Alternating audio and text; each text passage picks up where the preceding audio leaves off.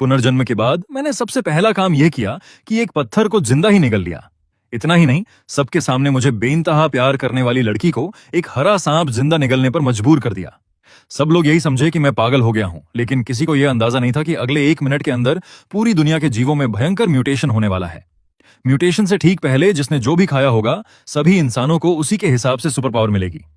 पिछली जिंदगी में यह तबाही आने से ठीक पहले मैंने मटन स्टफ्ड बन खाया था, जिसकी वजह से मुझे ऊन बनाने की ताकत मिली थी। शुरुआत में खराब मौसम में अपनी मेंटल एनर्जी खर्च करके ऊन बनाने की यह पावर थोड़ी बहुत काम आई, लेकिन जैसे जैसे म्यूटेशन वाले मॉन्स्टर्स और शक्तिशाली होते गए, मैं सच में एक ऐसा बेबस मेमना बन गया जिसे कोई भी आसानी से मार सकता था। लेकिन इस जिंदगी में वापसी के बाद मैंने पहले से ही पूरी तैयारी कर रखी थी। पिछली जिंदगी में मैंने एक ऐसे विशाल कुत्ते को देखा था जिसके पास पंगों की महाशक्ति थी, और वो कुछ और नहीं बल्कि शहर के दक्षिण में मौजूद एक एंटीक शॉप के मालिक के पाले हुए आम कुत्ते का म्यूटेशन रूप था। जिज्ञासा और इत्तेफाक से मुझे उस दुकान के मालिक से पता चला था कि उस कुत्ते ने अपने मालिक को बचाते हुए गलती से एक खास कीमती पत्थर निगल लिया था। इसलिए पुनर्जन्म के बाद मैंने सबसे पहले उस एंटीक शॉप को ढूंढा और पैसे जोड़कर उस दुकान से वो पत्थर खरीद लिया। जहां तक बात शिया वानरू को उसका पालतू हरा सांप जिंदा निगलवाने की है, तो वजह यह है कि मेरी क्लासमेट शिया वानरू असल में मुझसे प्यार करती है। पिछली जिंदगी में जब यह म्यूटेशन वाली तबाही आई थी, तब भी उसने मेरा साथ कभी नहीं छोड़ा था। उसके पास बर्फ की ऐसी सुपर पावर थी जिससे वो इस नर्क बनी दुनिया में अकेले बहुत आराम से जिंदा रह सकती थी।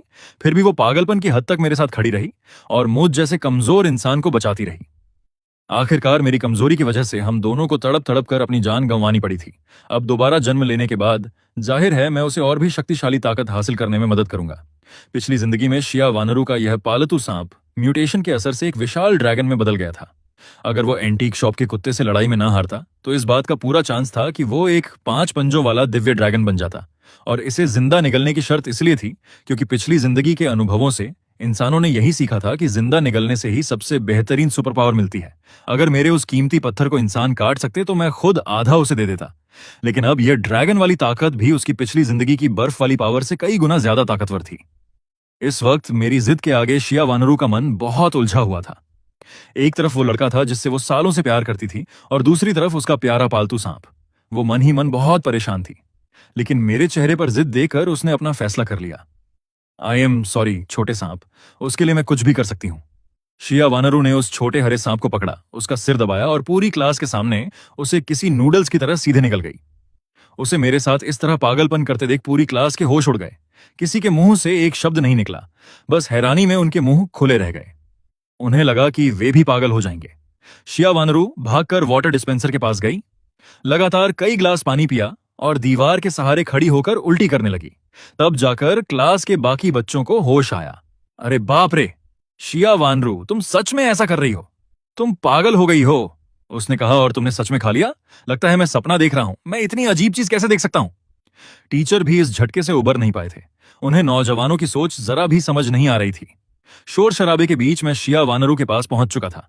इस वक्त उसका अप्सरा जैसा खूबसूरत चेहरा एकदम पीला पड़ा हुआ था। भयंकर दर्द की वजह से आए पसीने से उसके बालों की कुछ लटें माथे पर चिपक गई थीं, जिससे वो बेहद बेबस और मासूम लग रही थी। अपने पेट के दर्द को दबाते हुए मैंने भी पीले पड़े चेहरे के साथ उसे अपनी बाहों में भर लिया। मैंने कर दिखाया। शिया वानरू दर्द से कराह उठी और उसने मेरी कमर को कसकर पकड़ लिया। मैंने उसके पीले पड़ चुके चेहरे को सहलाया। बोलते वक्त उसके मुंह के कोने से लगातार खून निकल रहा था। यह नजारा देखकर टीचर बुरी तरह डर गए और तुरंत एम्बुलेंस को कॉल करने लगे। वहीं क्लास का वो लड़का गाओ जुन्हाओ, जो लंबे समय से शिया वानरू के पीछे पड़ा था और हमेशा रिजेक्ट होता आया था, उसके दिमाग में जैसे भन भनाहट होने लगी। गुस्से से उसकी आंखों के आगे अंधेरा छा गया। अच्छी खासी बॉडी और मस्कुलर फिजिक वाला वो लड़का भारी कदमों से सीधे हमारी तरफ झपटा। चेंजी, तुम मरने के लायक हो। तुम जानते थे कि वो तुमसे प्यार करती है, फिर भी तुमने उसे सांप खाने पर मजबूर किया। उसकी दहाड़ किसी बिजली की कड़क जैसी थी, जिससे पूरी क्लास कांप गई। लेकिन मैंने उसकी तरफ देखा तक नहीं। मैं शिया वानरू को बाहों में थामे अपना फोन निकालकर स्क्रीन पर टाइम देख रहा था। गाओ जुन्हाओ भीड़ को हटाता हुआ मेरी तरफ दौड़ा। 3। मैंने शिया वानरू को पकड़े हुए धीरे से उल्टी गिनती शुरू की। गाओ जुन्हाओ का शरीर मेरी तरफ आ रहा था, लेकिन मैं अपनी जगह से जरा भी नहीं हिला। 2। वो भारी शरीर मेरे एकदम करीब आ चुका था। कई लोगों ने डर के मारे अपनी सांसें रोक ली थीं। 1। जैसे ही घड़ी में ठीक 10 बजे खिड़की के बाहर एक भयंकर रोशनी का धमाका हुआ। वो रोशनी इतनी तेज थी कि आंखें चौंधिया गईं। यह नजारा बस एक पल के लिए रहा और गायब हो गया, लेकिन झटके से आंखें चौंधियाने की वजह से झपट कर आ रहा गाओ जुन्हाओ सीधे जमीन पर जा गिरा। उस तेज रोशनी के तुरंत बाद एक अदृश्य इलेक्ट्रोमैग्नेटिक तूफान कुछ ही सेकंड में पूरे सोलर सिस्टम में फैल गया। इस बीच सबने अनजाने में खिड़की के बाहर देखा, लेकिन उन्हें कुछ नजर नहीं आया। ज्यादातर लोगों ने जल्दी ही इसे इग्नोर कर दिया, जबकि कुछ लोगों ने इंटरनेट पर न्यूज चेक करने की कोशिश की, लेकिन देखा कि फोन में बिल्कुल सिग्नल नहीं है। गांव जुन्हाव भी जमीन से उठा और फिर से पूरे गुस्से के साथ मेरी तरफ दौड़ा। आज तो मैं वानरू के लिए अपना गुस्सा निकाल कर रहूंगा। उसकी आवाज में जानलेवा गुस्सा था। गांव जुन्हाव रोज वर्कआउट करता था और उसकी 1 मीटर 90 सेंटीमीटर की मस्कुलर बॉडी साफ दिख रही थी। उस वक्त सब मन ही मन मेरे लिए दुआ करने लगे, लेकिन जैसे ही उसका वो भारी मुक्का मेरी तरफ आया, अचानक सब कुछ बदल गया। नीला आसमान देखते ही देखते काली रात में बदल गया। आसमान से हल्की लाल रंग की रोशनी गिरने लगी। सोलर स्टॉर्म की वजह से मैग्नेटिक फील्ड बिगड़ गई थी, जिससे आसमान का रंग अजीब हो गया था। इसी खौफनाक घटना के बीच मेरी बाहों में मौजूद शिया वानरू दर्द से बुरी तरह चीख उठी। सबने उधर देखा और पाया कि सांप निगलने वाली पीले चेहरे वाली शिया वानरू अब पूरी तरह बदल चुकी थी। उसके सिर पर 2 ड्रैगन हॉर्न्स निकल आए थे, जिनमें बिजली चमक रही थी। उसके खूबसूरत गालों के आसपास हल्के हल्के के नीले सफेद स्केल्स आ गए थे। पीठ से लेकर कंधों तक एक छोटे ड्रैगन की परछाई तैर रही थी। उसके शरीर पर एक नीले सफेद रंग की आर्मर जैसी चमक आ गई थी, जो उसकी फिगर को उभार रही थी। उसके पीछे एक ड्रैगन जैसी पूंछ धीरे धीरे हिल रही थी। वो किसी टीवी सीरियल की पौराणिक देवी जैसी लग रही थी। म्यूटेशन होते ही शिया वानरू के दिमाग में सारी जानकारी आ गई। समझदार शिया वानरू को तुरंत एहसास हो गया कि मैंने उससे वो सांप क्यों निकलवाया था। यह सब पूरी तरह उसकी भलाई के लिए था। जो लड़की पहले से ही मुझ पर जान छिड़कती थी, वो अब मेरे खिलाफ एक भी गुस्ताखी बर्दाश्त नहीं कर सकती थी। वो मेरे सामने आ खड़ी हुई और सिर्फ अपनी हथेली आगे करके गांव जुन्हाव के उस भारी मुक्के को बड़ी आसानी से रोक लिया। गांव जुन्हाव का मुक्का न सिर्फ बेअसर रहा, बल्कि शिया वानरू की हथेली से टकराते ही उसकी आर्मर पर मौजूद बिजली के झटके से उसका हाथ बुरी तरह झुलस गया। गांव जुन्हाव दर्द से चीखने लगा। वो अपने जले हुए और धुआं छोड़ते दाएं हाथ को कसकर पकड़े हुए था। भयंकर दर्द सहते हुए वो घबराहट में पानी ढूंढने लगा ताकि अपने हाथ पर डाल सके। इस वक्त शिया वानरू के चेहरे के स्केल्स धीरे धीरे स्किन के नीचे छिप गए और सिर के हॉर्न्स भी वापस नॉर्मल हो गए। वो अपनी बड़ी बड़ी आंखों से मेरी तरफ ऐसे देखने लगी जैसे तारीफ चाह रही हो। लेकिन इस वक्त भले ही मैं पहले जैसा ही दिख रहा था, शिया वानरू को मेरे सामने खड़े होने पर अपनी रूह तक कांपती हुई महसूस हुई। यह किसी कमजोर जीव का अपने से कई गुना ताकतवर प्राणी के सामने महसूस होने वाला वो डर था जो उसके डीएनए में बसा था। उसे हल्का सा अंदाजा हो गया कि मैंने जो कहा था कि मैंने भी कुछ खाया है, वो सच था। शिया वानरू को नहीं पता था कि मैंने क्या निगला है, लेकिन उसका दिल और दिमाग मेरे सामने झुकना चाहता था, जिससे उसका प्यार मेरे लिए और भी गहरा हो गया। उसे नहीं पता था कि मुझे इस म्यूटेशन का पहले से कैसे पता था, लेकिन वो जानती थी कि मैं उसे कभी नुकसान नहीं पहुंचाऊंगा। उसकी आज की यह ताकत मेरी ही देन थी। तभी खिड़की के बाहर से लाल रोशनी अंदर आई, जो अब इतनी तेज हो चुकी थी कि उसने रात को लाल दिन में बदल दिया था। लगभग उसी वक्त गांव जुन्हाव की चीखें अचानक बंद हो गईं। एक पल के सन्नाटे के बाद क्लासरूम में एक के बाद एक खौफनाक चीखें गूंजने लगीं। जो लोग समझ नहीं पा रहे थे कि क्या हो रहा है, वो इस अजीब रोशनी के असर से डरकर चिल्लाने लगे। पूरा माहौल बुरी तरह बिगड़ गया। तभी वो लाल रोशनी गायब हुई और क्लास के अंदर एक बहुत बड़ा खून से लथपथ और हड्डियों वाला मछली जैसा मॉन्स्टर नजर आया। उस विशाल शरीर के नीचे 2 खून से सने इंसान दबे हुए थे। बाकी लोग यह देखकर डर के मारे जमीन पर गिर पड़े और उन तड़पते हुए 2 इंसानों को खौफ से देखने लगे। उस खौफनाक मॉन्स्टर के पास से हड्डियों को चबाने की आवाजें आ रही थीं। भीड़ में कुछ और अजीब मॉन्स्टर्स भी छिपकर आ गए थे। कोई सूखे हुए बंदर जैसा था, कोई कीड़े जैसा मुड़ा हुआ, तो कोई भेड़िए जितना फुर्तीला। लेकिन सब में एक बात कॉमन थी, उनकी चमड़ी उधड़ी हुई थी, मांस बाहर आ रहा था और वे नर्क से निकले खौफनाक शैतानों जैसे लग रहे थे। वे अब क्लास के नॉर्मल स्टूडेंट्स के पीछे पड़े थे। अपने पंजों और दांतों से वो पकड़े गए स्टूडेंट्स को बीच से फाड़कर उनका खून पी रहे थे और मांस खा रहे थे। जो क्लासरूम कुछ देर पहले बस थोड़ा सा अस्त व्यस्त था, वो अब एक खौफनाक कसाईखाना बन चुका था। यह जगह अब नर्क से कम नहीं थी। क्लास मॉनिटर झांग या सन्न होकर यह सब देख रही थी। उसे बिल्कुल समझ नहीं आ रहा था कि 2 बार रोशनी चमकने के बाद अचानक पूरी दुनिया इस तरह कैसे पलट गई। उसे नहीं पता था कि उस रोशनी और इलेक्ट्रोमैग्नेटिक तूफान में एक अजीब ताकत थी। जब ये दोनों मिले तो म्यूटेशन शुरू हो गया। जिन इंसानों की इच्छा शक्ति इतनी मजबूत थी कि वो इस ताकत के असर को सह सकें, सिर्फ उन्हीं के अंदर निकली हुई चीजों के हिसाब से सुपर पावर यानी मिमिक आर्मर जगी। गाओ जुन्हाओ साफ तौर पर कमजोर इच्छा शक्ति वाला इंसान था। जब वो सदमे में था तब वो उस ताकत को नहीं सह पाया। एक खौफनाक और जंगली एनर्जी तेजी से उसके शरीर के कोने कोने में फैल गई। रेंगती हुई खून की नसें उसकी स्किन के नीचे से बाहर निकलने लगीं और उसकी स्किन को खुरचने लगीं।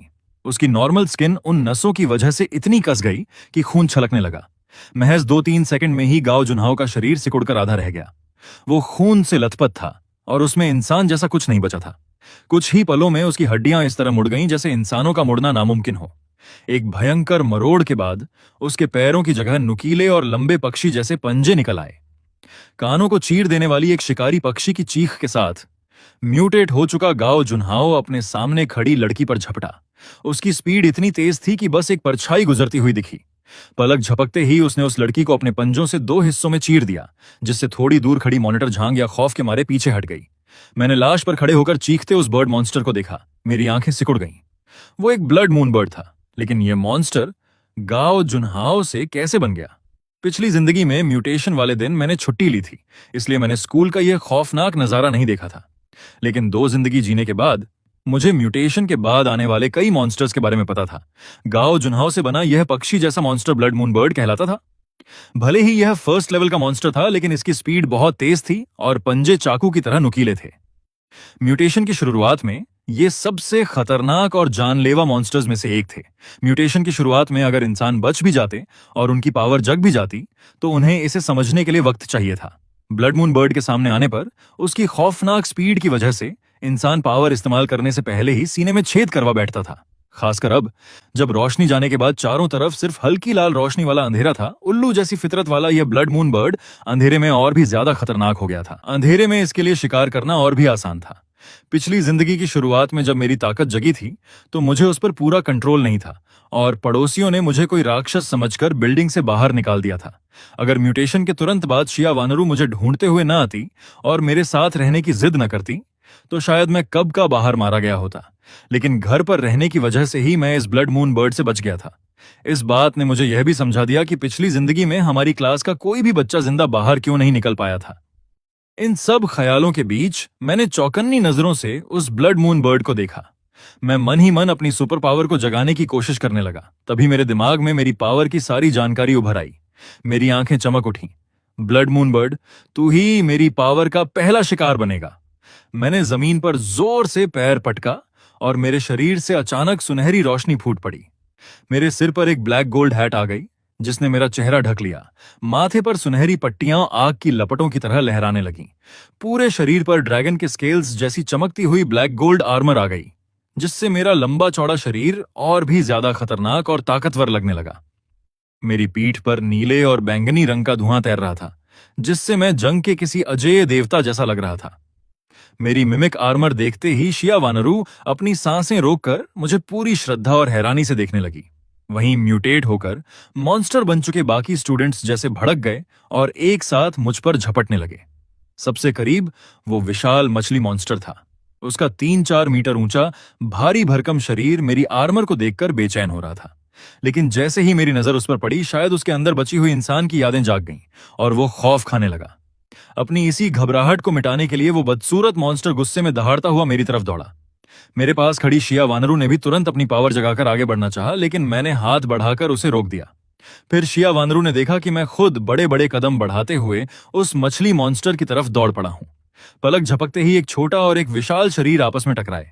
हवा में एक जोरदार झटका महसूस हुआ और हमारे टकराने की भयंकर ताकत से जमीन में एक बड़ी दरार आ गई। अपनी आर्मर के साथ मेरी लंबाई 2 मीटर थी, लेकिन उस 4 मीटर के मॉन्स्टर के सामने मैं अभी भी किसी बच्चे जैसा लग रहा था। साइज के इस फर्क और जमीन टूटने की वजह से मेरा बैलेंस थोड़ा बिगड़ा और ऐसा लगा जैसे ताकत के मामले में मैं थोड़ा कमजोर पड़ गया हूं। तभी गाओ जुन्हाओ से बना वो चालाक ब्लड मून बर्ड, यह सोचकर कि मछली मॉन्स्टर का पलड़ा भारी है, एक तेज चीख के साथ हम दोनों के बीच कूद पड़ा। उसी पल मैंने एक कदम पीछे लिया और अपने हाथों का दांव पलटते हुए उस मछली मॉन्स्टर के 4 मीटर भारी शरीर को उठाया और हवा में झपट रहे ब्लड मून बर्ड की तरफ पूरी ताकत से फेंक दिया। मछली मॉन्स्टर का वो भारी शरीर सीधे दीवार में जा घुसा। ब्लड मून बर्ड के चेहरे पर आंखें तेजी से घूमी, जैसे वो कुछ सोच रहा हो। उसे समझ आ गया था कि अकेले उसकी ताकत इस ब्लैक गोल्ड आर्मर वाले इंसान का कुछ नहीं बिगाड़ सकती, इसलिए उसने लगातार जोर जोर से चीखना शुरू कर दिया। मुझे पता था कि वो सिर्फ गुस्से में चीख नहीं रहा था, बल्कि अपनी खौफनाक आवाज से क्लास के बाकी सभी मॉन्स्टर्स को मुझ पर एक साथ हमला करने का हुक्म दे रहा था। जो मॉन्स्टर्स अब तक खौफ खाकर पीछे थे, उनकी चमड़ी फड़कने लगी, उनके चेहरे और भी खौफनाक हो गए और वे गुस्से में दहाड़ने लगे। 4 मॉन्स्टर्स ने अपने मुंह का मांस वहीं छोड़ा और एक साथ मुझ पर झपट पड़े। वो ब्लड मून बर्ड चुपके से छत पर जा बैठा ताकि मौका देखकर मुझ पर हमला कर सके। यह देखकर मैंने अपना दायां हाथ हवा में उठाया और मेरी पीठ का बैंगनी धुआं अचानक एक चमकती हुई ब्लैक गोल्ड कुल्हाड़ी में बदल गया। उन खौफनाक मॉन्स्टर्स को अपनी तरफ आता देख मैं जरा भी पीछे नहीं हटा। मैंने जमीन पर इतनी जोर से पैर पटका कि जमीन चटक गई और मैं किसी तूफान की तरह उन चारों मॉन्स्टर्स की तरफ लपका। हवा में उछलकर मैंने अपना शरीर घुमाया और अपनी विशाल कुल्हाड़ी को चला दिया। कुल्हाड़ी की एक तेज चमक उठी और चारों मॉन्स्टर्स एक ही पल में कटकर दो टुकड़ों में बंट गए। ये देखकर छत पर बैठा ब्लड मून बर्ड अपनी जान की बाजी लगाते हुए दहाड़ मारकर मुझ पर झपटा। लेकिन इसी पल मेरे चेहरे पर एक खतरनाक मुस्कान आ गई। मैंने अपनी डिवाइन कुल्हाड़ी को तेजी से ऊपर की तरफ घुमाया। कुल्हाड़ी से एक भयंकर रोशनी निकली और उस ब्लड मून बर्ड को हवा में ही बीच से काटते हुए दो हिस्सों में बांट दिया। ब्लड मून बर्ड के मरते ही पूरे क्लासरूम में एकदम सन्नाटा छा गया। मेरा यह खौफनाक अंदाज देखकर क्लास के बचे हुए स्टूडेंट्स सन्न रह गए। क्लास में मौजूद बाकी मॉन्स्टर्स ने भी मेरे शरीर से निकलने वाली उस प्राचीन और खौफनाक ताकत को महसूस कर लिया था। वे सब अपना शिकार छोड़कर रुक गए और डर कर मुझे देखने लगे। लेकिन मैंने बिना कोई रहम खाए छलांग लगाई और बिजली की रफ्तार से बाकी बचे हुए मॉन्स्टर्स को भी मौत के घाट उतार दिया। महज 3 मिनट के अंदर क्लासरूम के सारे मॉन्स्टर्स साफ हो चुके थे। इसी वक्त क्लास में जिंदा बचे लोग शोर मचाने लगे और बाहर भागने की जिद करने लगे। मैं एकदम ठंडे चेहरे के साथ स्टेज पर गया और चिल्लाया, सब चुप हो जाओ। मेरी आवाज गूंजते ही पूरी क्लास में फिर से सन्नाटा छा गया। दुनिया खत्म हो चुकी है। अब बाहर हर तरफ सिर्फ मॉन्स्टर्स हैं। जिसे अपनी जान प्यारी है वो मेरी बात सुनेगा। मेरे इतना कहते ही दरवाजे के बाहर एक बहुत बड़ा नर्क का कुत्ता अपने भयानक दांत दिखाता हुआ आ गया। उसकी जीभ बाहर लटक रही थी और वो खौफनाक नजरों से क्लास के लोगों को घूर रहा था। उसकी भारी और डरावनी दहाड़ से पूरी क्लास गूंज उठी। इसी नाजुक पल में भीड़ में खड़ी एक लड़की डर के मारे जोर से चीख पड़ी। उसकी चीख सुनते ही वो डेविल डॉग पूरी तरह पागल और खूंखार हो गया। मैंने त्योरियां चढ़ाई और दरवाजे पर खड़े उस डेविल डॉग को घूरने लगा। पिछली जिंदगी में यही कुत्ता स्कूल में शिकार कर करके म्यूटेट हुआ था और आखिर में 3 सिर वाला डेविल डॉग बनकर पूरे शहर का सबसे बड़ा मॉन्स्टर बन गया था। अगर बड़े सुपर ह्यूमंस टाइम पर ना आते तो पूरा शहर इसका निवाला बन गया होता। इस बार मैंने खुद हमला करने के बजाय अपने पास खड़ी शिया वानरू को आंखों से इशारा किया। मेरा इशारा समझते ही शिया वानरू के हाथों में तेज बिजली चमकने लगी। एक नीली तलवार की परछाई दिखी और उसने बिना पलक झपकाए उस कुत्ते पर भयंकर बिजली का प्रहार कर दिया। धूल हटने पर डेविल डॉग की चमड़ी बुरी तरह जली हुई दिखी। यह वाकई में पिछली जिंदगी की वो महान बिजली थी जो बुरी ताकतों का नाश करती थी। लेकिन इस वार से वो कुत्ता पूरी तरह भड़क गया। अपनी जली हुई बॉडी के साथ उसने अपना विशाल मुंह खोला और दहाड़ते हुए क्लास में घुस आया। उसने अपने मुंह से काले रंग की आग उगली जिससे डेस्क और कुर्सियां पल भर में राख हो गईं और उनके पास खड़े 2 लोग भी जलकर खाक हो गए। जब मैंने देखा कि यह डेविल डॉग शिया वानरू के इतने भयंकर वार को भी सह गया तो मैंने खुद इसे खत्म करने का फैसला किया। मिमिक वेपन, डिवाइन कुल्हाड़ी। मैंने पूरी ताकत से अपनी कुल्हाड़ी उस कुत्ते की तरफ फेंक दी और खुद भी उसके पीछे पीछे दौड़ पड़ा। वो कुत्ता बहुत फुर्तीला था। उसने मेरी कुल्हाड़ी का वार तो बचा लिया, लेकिन तभी मैं एक जंगली सांड की तरह उससे टकराया और उसे जमीन पर पटक दिया। तभी शिया वानरू ने तेजी से अपनी नीली तलवार मेरे हाथ में थमा दी। मैंने उस कुत्ते को पलटवार करने का कोई मौका नहीं दिया और एक ही झटके में उसकी गर्दन काट डाली। मैं उस डेविल डॉग की लाश के पास गया, उसका पेट चीरा और उसके अंदर से एक चमकता हुआ सफेद क्रिस्टल निकाल लिया। पिछली जिंदगी में सुपर ह्यूमंस इसे स्पिरिट क्रिस्टल कहते थे। इसे एब्जॉर्ब करके कोई भी अपनी पावर का लेवल बढ़ा सकता था। यह पावर बढ़ाने का सबसे तेज और पक्का तरीका था। लेकिन यह क्रिस्टल हर मॉन्स्टर से नहीं मिलता। बहुत कम मॉन्स्टर्स के अंदर से ही लोअर लेवल का क्रिस्टल निकलता था। मॉन्स्टर जितना ताकतवर होता था उसके अंदर का क्रिस्टल उतना ही हाई क्वालिटी का होता था। मुझे याद था कि पिछली जिंदगी में शिया वानरू ने मरते दम तक मेरा साथ नहीं छोड़ा था। अब चूंकि मेरे पास सबसे ताकतवर पंगु ब्लड लाइन आ चुकी थी, इसलिए मैंने वो स्पिरिट क्रिस्टल शिया वानरू को दे दिया। इसे अपने माथे के बीच में रखो और ध्यान लगाकर एब्जॉर्ब करो। शिया वानरू ने क्रिस्टल लिया और बिना कोई सवाल किए मेरी बात मान ली। कुछ ही देर में रोशनी गायब हो गई और वो क्रिस्टल उसके माथे में समा गया। अब वो देखने में पहले से भी ज्यादा निखरी हुई और ताकतवर लग रही थी। यह बदलाव सिर्फ चेहरे का नहीं था, बल्कि उसकी सुपर पावर बहुत ज्यादा बढ़ चुकी थी। वो अब लेवल 2 की सुपर ह्यूमन बन चुकी थी। इस म्यूटेशन की शुरुआत में लेवल 2 पावर का मतलब था कि वो किसी भी बड़े खतरे से आसानी से निपट सकती थी। फिर मैं चलकर उस लड़की के पास गया जिसकी चीख सुनकर वो कुत्ता अंदर आया था। मैंने बिना कुछ सोचे अपनी कुल्हाड़ी उठाई और एक ही वार में उस लड़की का सिर धड़ से अलग कर दिया। उसका सिर लुढ़कता हुआ जमीन पर जा गिरा। मैंने अपनी खौफनाक और ठंडी नजरों से क्लास में बचे हुए लोगों को देखा। इस नई दुनिया में बेवकूफी की कीमत अपनी जान देकर चुकानी पड़ती है। अब क्लास में जिंदा बचे लोगों की गिनती 10-12 से भी कम रह गई थी। चेन भाई, अब हम सब आपकी बात मानेंगे। आप जो कहेंगे हम वही करेंगे। ठीक उसी वक्त क्लासरूम के बाहर से किसी के चीखने और मदद मांगने की दर्दनाक आवाज आई। मदद की उन चीखों के साथ मॉन्स्टर्स की डरावनी दहाड़ें भी गूंज रही थीं। मुझे समझ आ गया था कि स्कूल के बाकी मॉन्स्टर्स अब झुंड बनाना शुरू कर चुके हैं। मुझे याद था कि पिछली जिंदगी में स्कूल में इतने सारे स्टूडेंट्स होने की वजह से बहुत ज्यादा लोग म्यूटेट होकर मॉन्स्टर्स बन गए थे और स्कूल में मॉन्स्टर्स की एक पूरी फौज तैयार हो गई थी। भले ही मेरे पास अभी सबसे ताकतवर पावर थी, लेकिन हजारों मॉन्स्टर्स की फौज से मैं अकेला नहीं लड़ सकता था।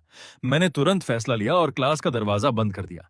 चुपचाप खड़े मत रहो, जल्दी से डेस्क और कुर्सियां लाओ और दरवाजे खिड़कियों को ब्लॉक कर दो। मैंने क्लास के कोने में दुबके लोगों पर चिल्लाकर कहा। एक पल के डर के बाद जिंदा बचने की तड़प ने उन्हें भगाया और वे मेरी बात मानकर दरवाजे और खिड़कियां बंद करने लगे। जैसे जैसे मॉन्स्टर्स की फौज पास आ रही थी, क्लास की सबसे सुंदर लड़की श्याओ कियानकिया ने मॉन्स्टर्स के आगे जान बचाकर भागती हुई अपनी रूममेट शियाओवेई को पहचान लिया। बाहर शियाओवेई का शरीर बुरी तरह जख्मी था। अपनी सहेली की ऐसी दर्दनाक हालत देखकर श्याओ कियान का दिल पिघल गया।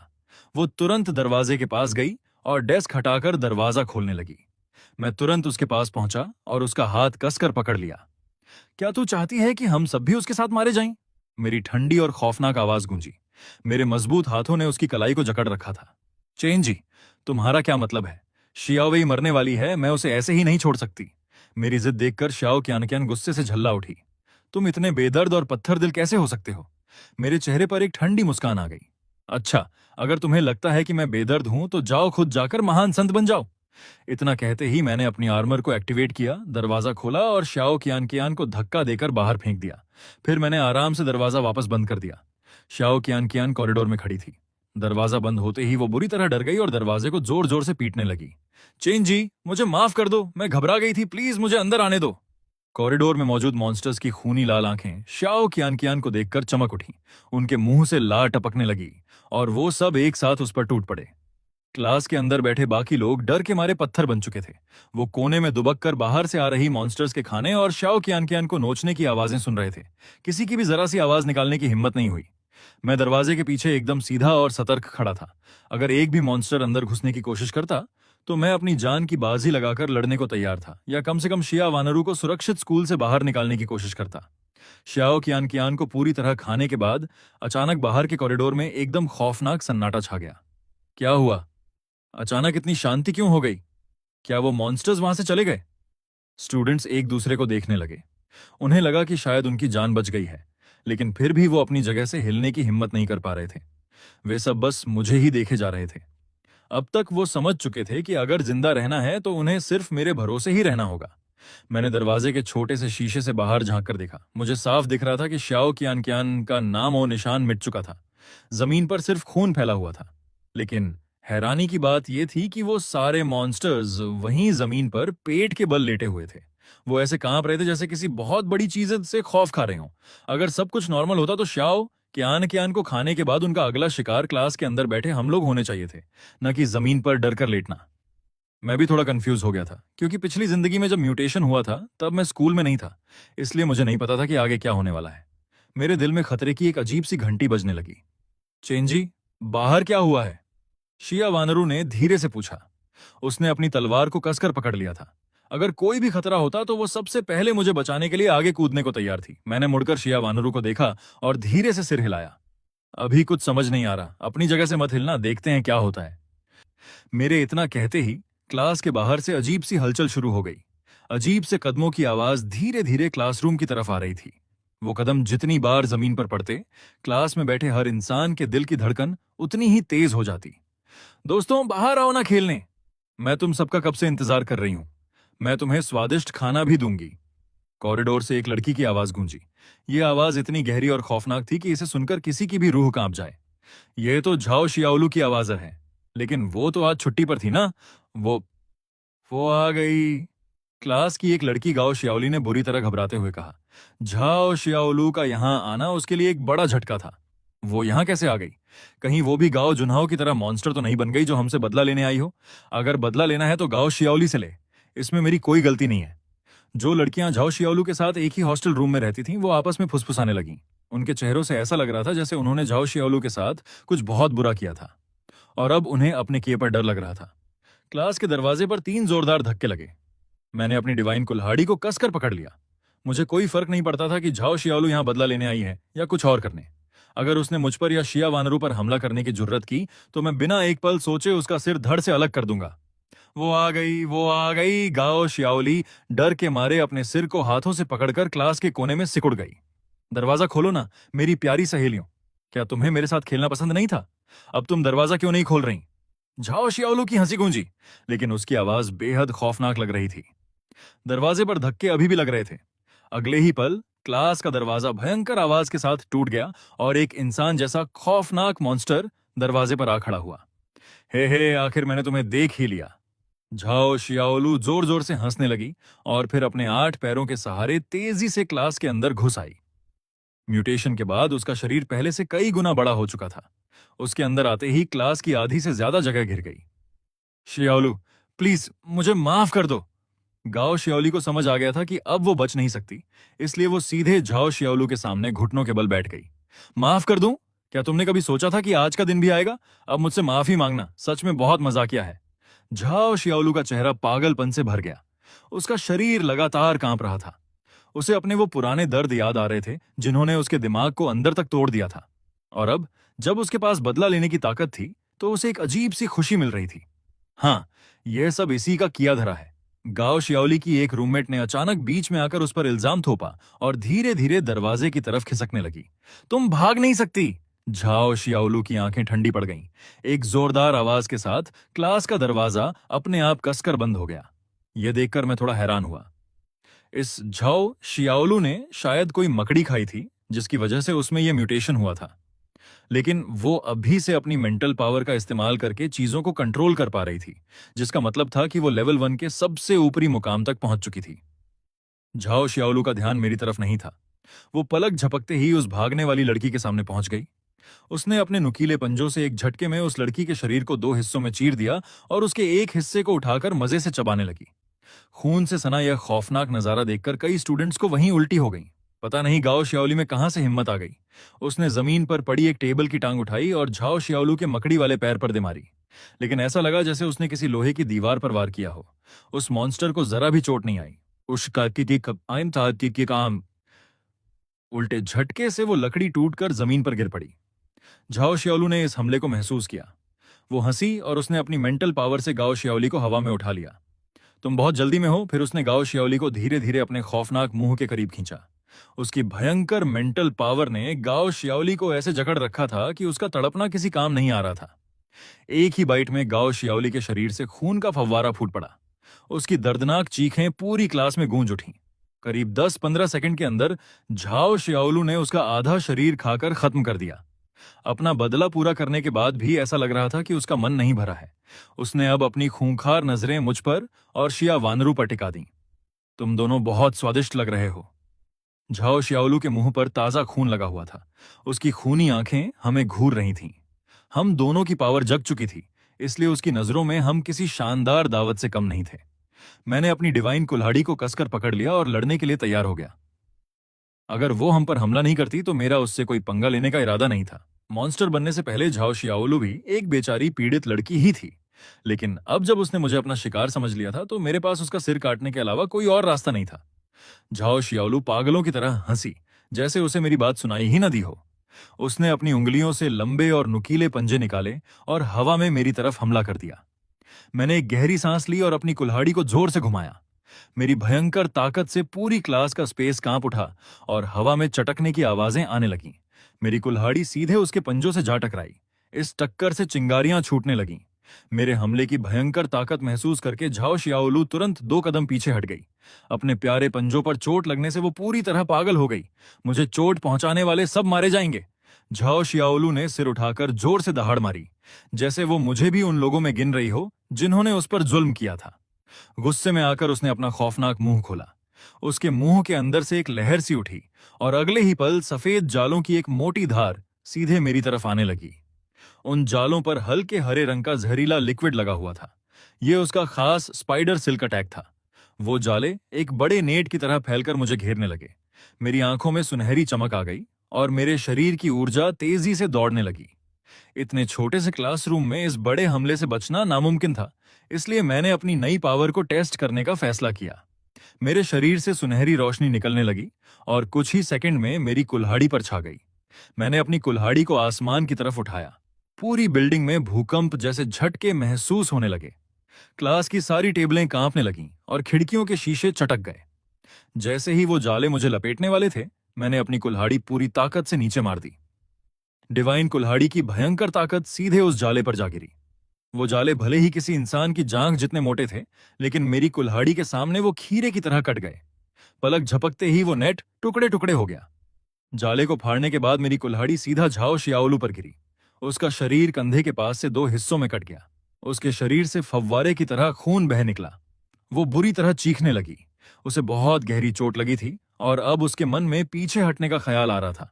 उसने अपने दिमाग से खौफनाक मेंटल वेव्स छोड़नी शुरू कर दी। क्लास में बैठे आम स्टूडेंट्स अपने सिर को कसकर पकड़कर दर्द से जमीन पर तड़पने लगे। सामने से इस हमले की वजह से मैं भी एक पल के लिए सुन्न पड़ गया, क्योंकि यह मेरा पहला मेंटल अटैक था। इसी बीच झाओ शियाओलू की मेंटल वेव्स से भड़ककर बाहर के सारे मॉन्स्टर्स पागलों की तरह क्लास में घुसने लगे। वो सब मिलकर मुझे फाड़ खाने को बेताब थे। मेरे शाओ जे को कोई हाथ नहीं लगाएगा। शिया वानरू ने मॉन्स्टर्स को मेरी तरफ आते देखा और उसकी आंखें गुस्से से ठंडी पड़ गईं। उसने अपनी नीली तलवार घुमाई, जिससे तेज बिजली कड़कने लगी। इससे पहले कि कोई मॉन्स्टर मेरे पास पहुंच पाता, शिया वानरू किसी परछाई की तरह आगे कूद पड़ी। उसने अपना बिजली का अटैक कर दिया। अजगर जितनी मोटी बिजली की लहरें मॉन्स्टर्स पर जा गिरीं। एक क्रिस्टल एब्जॉर्ब करने के बाद शिया वानरू पहले से बहुत ज्यादा ताकतवर हो गई थी। उसकी तलवार से निकली बिजली ने तुरंत 4-5 मॉन्स्टर्स को भून डाला। फिर उसने अपनी तलवार घुमाकर कई और मॉन्स्टर्स को एक साथ काट गिराया। वो मॉन्स्टर्स उसके सामने किसी सब्जी की तरह कट रहे थे। बिजली की कुछ ही चमक के बाद शिया वानरू ने बाहर के सारे मॉन्स्टर्स को साफ कर दिया। जो कोई भी मेरे लिए खतरा बन सकता था, वो उसे जिंदा नहीं छोड़ना चाहती थी। चेंजी, अब तुम पूरी तरह मेरे कंट्रोल में हो, तुम बच नहीं सकते। बुरी तरह जख्मी झाओ शियाओलू ने पता नहीं कहां से ताकत जुटाई और अपने पंजों से मुझ पर फिर से हमला कर दिया। क्या तुम्हें सच में लगता है कि तुम मुझे कंट्रोल कर सकती हो? जो मैं अब तक सुन्न खड़ा था, मेरे शरीर में अचानक एक जोरदार झटका लगा। मेरे अंदर से दो रहस्यमयी प्राचीन लहरें निकलीं। यह मेरी दूसरी पावर थी जो चीजों को पलट सकती थी। झाओ शियाओलू का यह कमजोर सा मेंटल कंट्रोल मेरे सामने कुछ भी नहीं था। अगर मैं अपनी पावर टेस्ट न कर रहा होता, तो उसका कंट्रोल मुझे छू भी नहीं पाता। इस प्राचीन ताकत के बाहर आते ही मेरा दिमाग एकदम साफ हो गया और मेरी आंखें पहले से भी ज्यादा तेज हो गईं। यह कैसे मुमकिन है? मेरा मेंटल कंट्रोल मेरे लेवल के सभी म्यूटेंट्स में सबसे ताकतवर है। तुमने इसे कैसे तोड़ दिया? झाओ शियाओलू को अपनी आंखों पर यकीन नहीं हो रहा था। अपने गहरे दर्द की वजह से शुरुआती दौर में वो मेंटल पावर वाले मॉन्स्टर्स में काफी ऊंचे लेवल पर थी। कोई आम सुपरह्यूमन अगर इसके चंगुल में फंसता तो वो लंबे समय तक कोमा में चला जाता, लेकिन मैंने इसे पल भर में तोड़ दिया था, जिससे वो पूरी तरह सदमे में थी। मैं बस हल्का सा मुस्कुराया और मैंने उसे कोई जवाब नहीं दिया। मैंने अपनी कुल्हाड़ी में अपनी ऊर्जा भरी, घुटनों को मोड़ा और अगले ही पल एक पीली बिजली की तरह आगे बढ़ा। झाओ शियाओलू का वो आधा बचा हुआ शरीर पलक झपकते ही खून की बारिश में बदल गया और उसके मांस के टुकड़े पूरी क्लास में बिखर गए। चेंजी, तुमने उसे मार दिया। झाओ शियाओलू के पास मेंटल अटैक था, फिर भी तुम कितने ताकतवर हो। क्लास के कई स्टूडेंट्स अब होश में आ चुके थे। इस मॉन्स्टर्स से भरी दुनिया में जहां उनके पास कोई पावर नहीं थी, वो अब बस मेरी और शिया वानरू की चापलूसी करना चाहते थे। उन्हें लग रहा था कि अगर हम अपनी पुरानी दोस्ती को याद रखें तो शायद उनकी जान बच जाए। खून की बारिश के बाद जहां झाओ शियाओलू खड़ी थी, वहां एक सफेद रंग का क्रिस्टल गिरा हुआ था। मुझे पता था कि यह ताकत बढ़ाने वाला क्रिस्टल है। उसी वक्त हवा में दो काले धुएं की लहरें भी घूमने लगीं, जो झाओ शियाओलू की मरने से पहले की तड़प और गुस्सा थीं। क्यों? क्यों? मुझे नफरत है। मैं श्राप देती हूं कि तुम सब नर्क में जाओगे। उसकी आवाज शांत होने के बाद वो काले धुएं की लहरें खिड़की से बाहर निकल गईं और हवा में गायब हो गईं। मैंने अपनी कुल्हाड़ी वापस ली और एक हल्की सी सांस छोड़ी। श्याओ जी, तुम ठीक तो हो? तुम्हें कहीं चोट तो नहीं लगी? शिया वानरू ने घबराहट में मेरा हाथ पकड़ा और मुझे चारों तरफ से चेक करने लगी। जब मैं कंट्रोल में था और झाओ शियाओलू मुझ पर झपटने वाली थी, तब उसका दिल डर के मारे गले तक आ गया था। मैं ठीक हूं, मैंने प्यार से शिया वानरू के सिर पर हाथ फेरा। यह लड़की पिछली जिंदगी की तरह आज भी मेरी उतनी ही परवाह करती थी। उसे शांत करने के बाद मैंने झाओ शियाओलू को मारने से मिला वो क्रिस्टल उठा लिया। उस सफेद क्रिस्टल के अंदर एक हल्की सी लाल चमक थी। यह एक फर्स्ट लेवल स्पिरिट क्रिस्टल था। यह क्रिस्टल मुझे और ताकत दे सकता था। मैंने इसे अपने हाथ में कसा और ध्यान लगाकर इसे एब्जॉर्ब करना शुरू कर दिया। पलक झपकते ही एक सफेद रोशनी मेरे शरीर के अंदर समा गई। मुझे अचानक बहुत सुकून महसूस हुआ। ऐसा लगा जैसे मेरे शरीर का एक एक सेल खुलकर सांस ले रहा हो। मेरे अंदर की ताकत और ऊर्जा पहले से कहीं ज्यादा बढ़ चुकी थी। सच में यह एक फर्स्ट लेवल क्रिस्टल था, जिसने एक ही झटके में मुझे लेवल 2 के एकदम टॉप पर पहुंचा दिया। चूंकि मेरे पास सबसे खास प्राचीन केओस ब्लड लाइन वाली ताकत थी, इसलिए क्रिस्टल को एब्जॉर्ब करने के बाद मेरी पावर बाकी लोगों के मुकाबले कई गुना ज्यादा बढ़ी थी। इस नई दुनिया की शुरुआत में एक फर्स्ट लेवल क्रिस्टल को एब्जॉर्ब करके आम इंसान सिर्फ लेवल 2 की शुरुआत तक ही पहुंच सकता था, लेकिन मैं सीधे लेवल 2 के सबसे ऊंचे मुकाम तक पहुंच गया था। श्याओ जी, अब हमें आगे क्या करना चाहिए? शिया वानरू ने चारों तरफ फैले खून और लाशों के खौफनाक नजारे को देखते हुए मेरा हाथ कसकर पकड़ा और पूछा। इस तरह के भयानक हालात का सामना वो भी पहली बार कर रही थी, इसलिए उसके दिमाग में आगे का कोई प्लान नहीं था। हमारी पावर जग चुकी है, अब हमें बस अपनी ताकत को और ज्यादा बढ़ाना है। जागृत लोगों के पास भले ही अजीबोगरीब शक्तियां आ गई हों, लेकिन वो भी राक्षसों के लिए सिर्फ एक स्वादिष्ट खाना ही थे। जैसे जैसे दुनिया के विनाश का यह वक्त आगे बढ़ेगा, राक्षस इंसानों और अपने ही साथियों को खाकर खुद को और भी ज्यादा ताकतवर बनाते जाएंगे। आगे चलकर हमें जो भी राक्षस मिलेंगे, वो पहले से कहीं ज्यादा खूंखार होंगे। जिंदा रहने के लिए हमें लगातार अपनी ताकत को बढ़ाना होगा। मेरी आंखों में एक सुनहरी चमक उठी। मेरी बातें सुनकर शिया वानरौ गहरी सोच में पड़ गई। उसे ताकत बढ़ाने के बारे में ज्यादा कुछ समझ नहीं आता था। वो तो बस मेरे साथ रहकर मेरी रक्षा करना चाहती थी। जो कोई भी मेरी जान के लिए खतरा बनेगा, वो उसे खत्म कर देगी। झाओ शियाओलू की मौत के बाद उसके खून की महक ने विद्यालय के कई राक्षसों को अपनी तरफ खींच लिया था। उसके जैसे ऊंचे स्तर के राक्षस का मांस बाकी राक्षसों के लिए किसी खजाने से कम नहीं था, इसलिए खून की महक सूंघते ही वो सब हमारी कक्षा की तरफ बढ़ने लगे। मैंने शिया वानरौ का हाथ पकड़ा और वहां से निकलने की तैयारी करने लगा। तभी एक अमीर घर के बिगड़े हुए लड़के हुआंग तियान ने मुझे रोका। चेंजे, मुझे भी अपने साथ ले चलो। मेरे पिता एक बहुत बड़ी कंपनी के मालिक हैं। मैं तुम्हें इतनी दौलत दूंगा कि तुम्हारी जिंदगी संवर जाएगी। तुम्हें जितना पैसा चाहिए मैं दूंगा। विद्यालय में वो हमेशा अपनी महंगी गाड़ी में आता था। उसके जैसे अमीर लड़कों को लगता था कि पैसे से कुछ भी खरीदा जा सकता है। मुझे उसकी बात पर जोर से हंसी आ गई। ये दुनिया का अंत है, तुम्हें लगता है अब इस पैसे का कोई मोल रह गया है? मेरा यह ताना सुनकर हुआंग तियान का चेहरा गुस्से से लाल हो गया। तुम जैसे गरीब और अनाथ लड़के मेरी बराबरी क्या करेंगे? इससे पहले कि वो अपनी बात पूरी करता, मेरी आंखों में गुस्सा भर आया। मेरी डरावनी नजर देखकर हुआंग तियान की आवाज गले में ही अटक गई। लगता है तुम अपनी जिंदगी से ऊब चुके हो, तो चलो मैं ही तुम्हें मौत के घाट उतार देता हूं। मैंने उसके कंधे को पकड़ा और उसे जमीन पर दे मारा। अगले ही पल वो जमीन पर बेजान पड़ा था।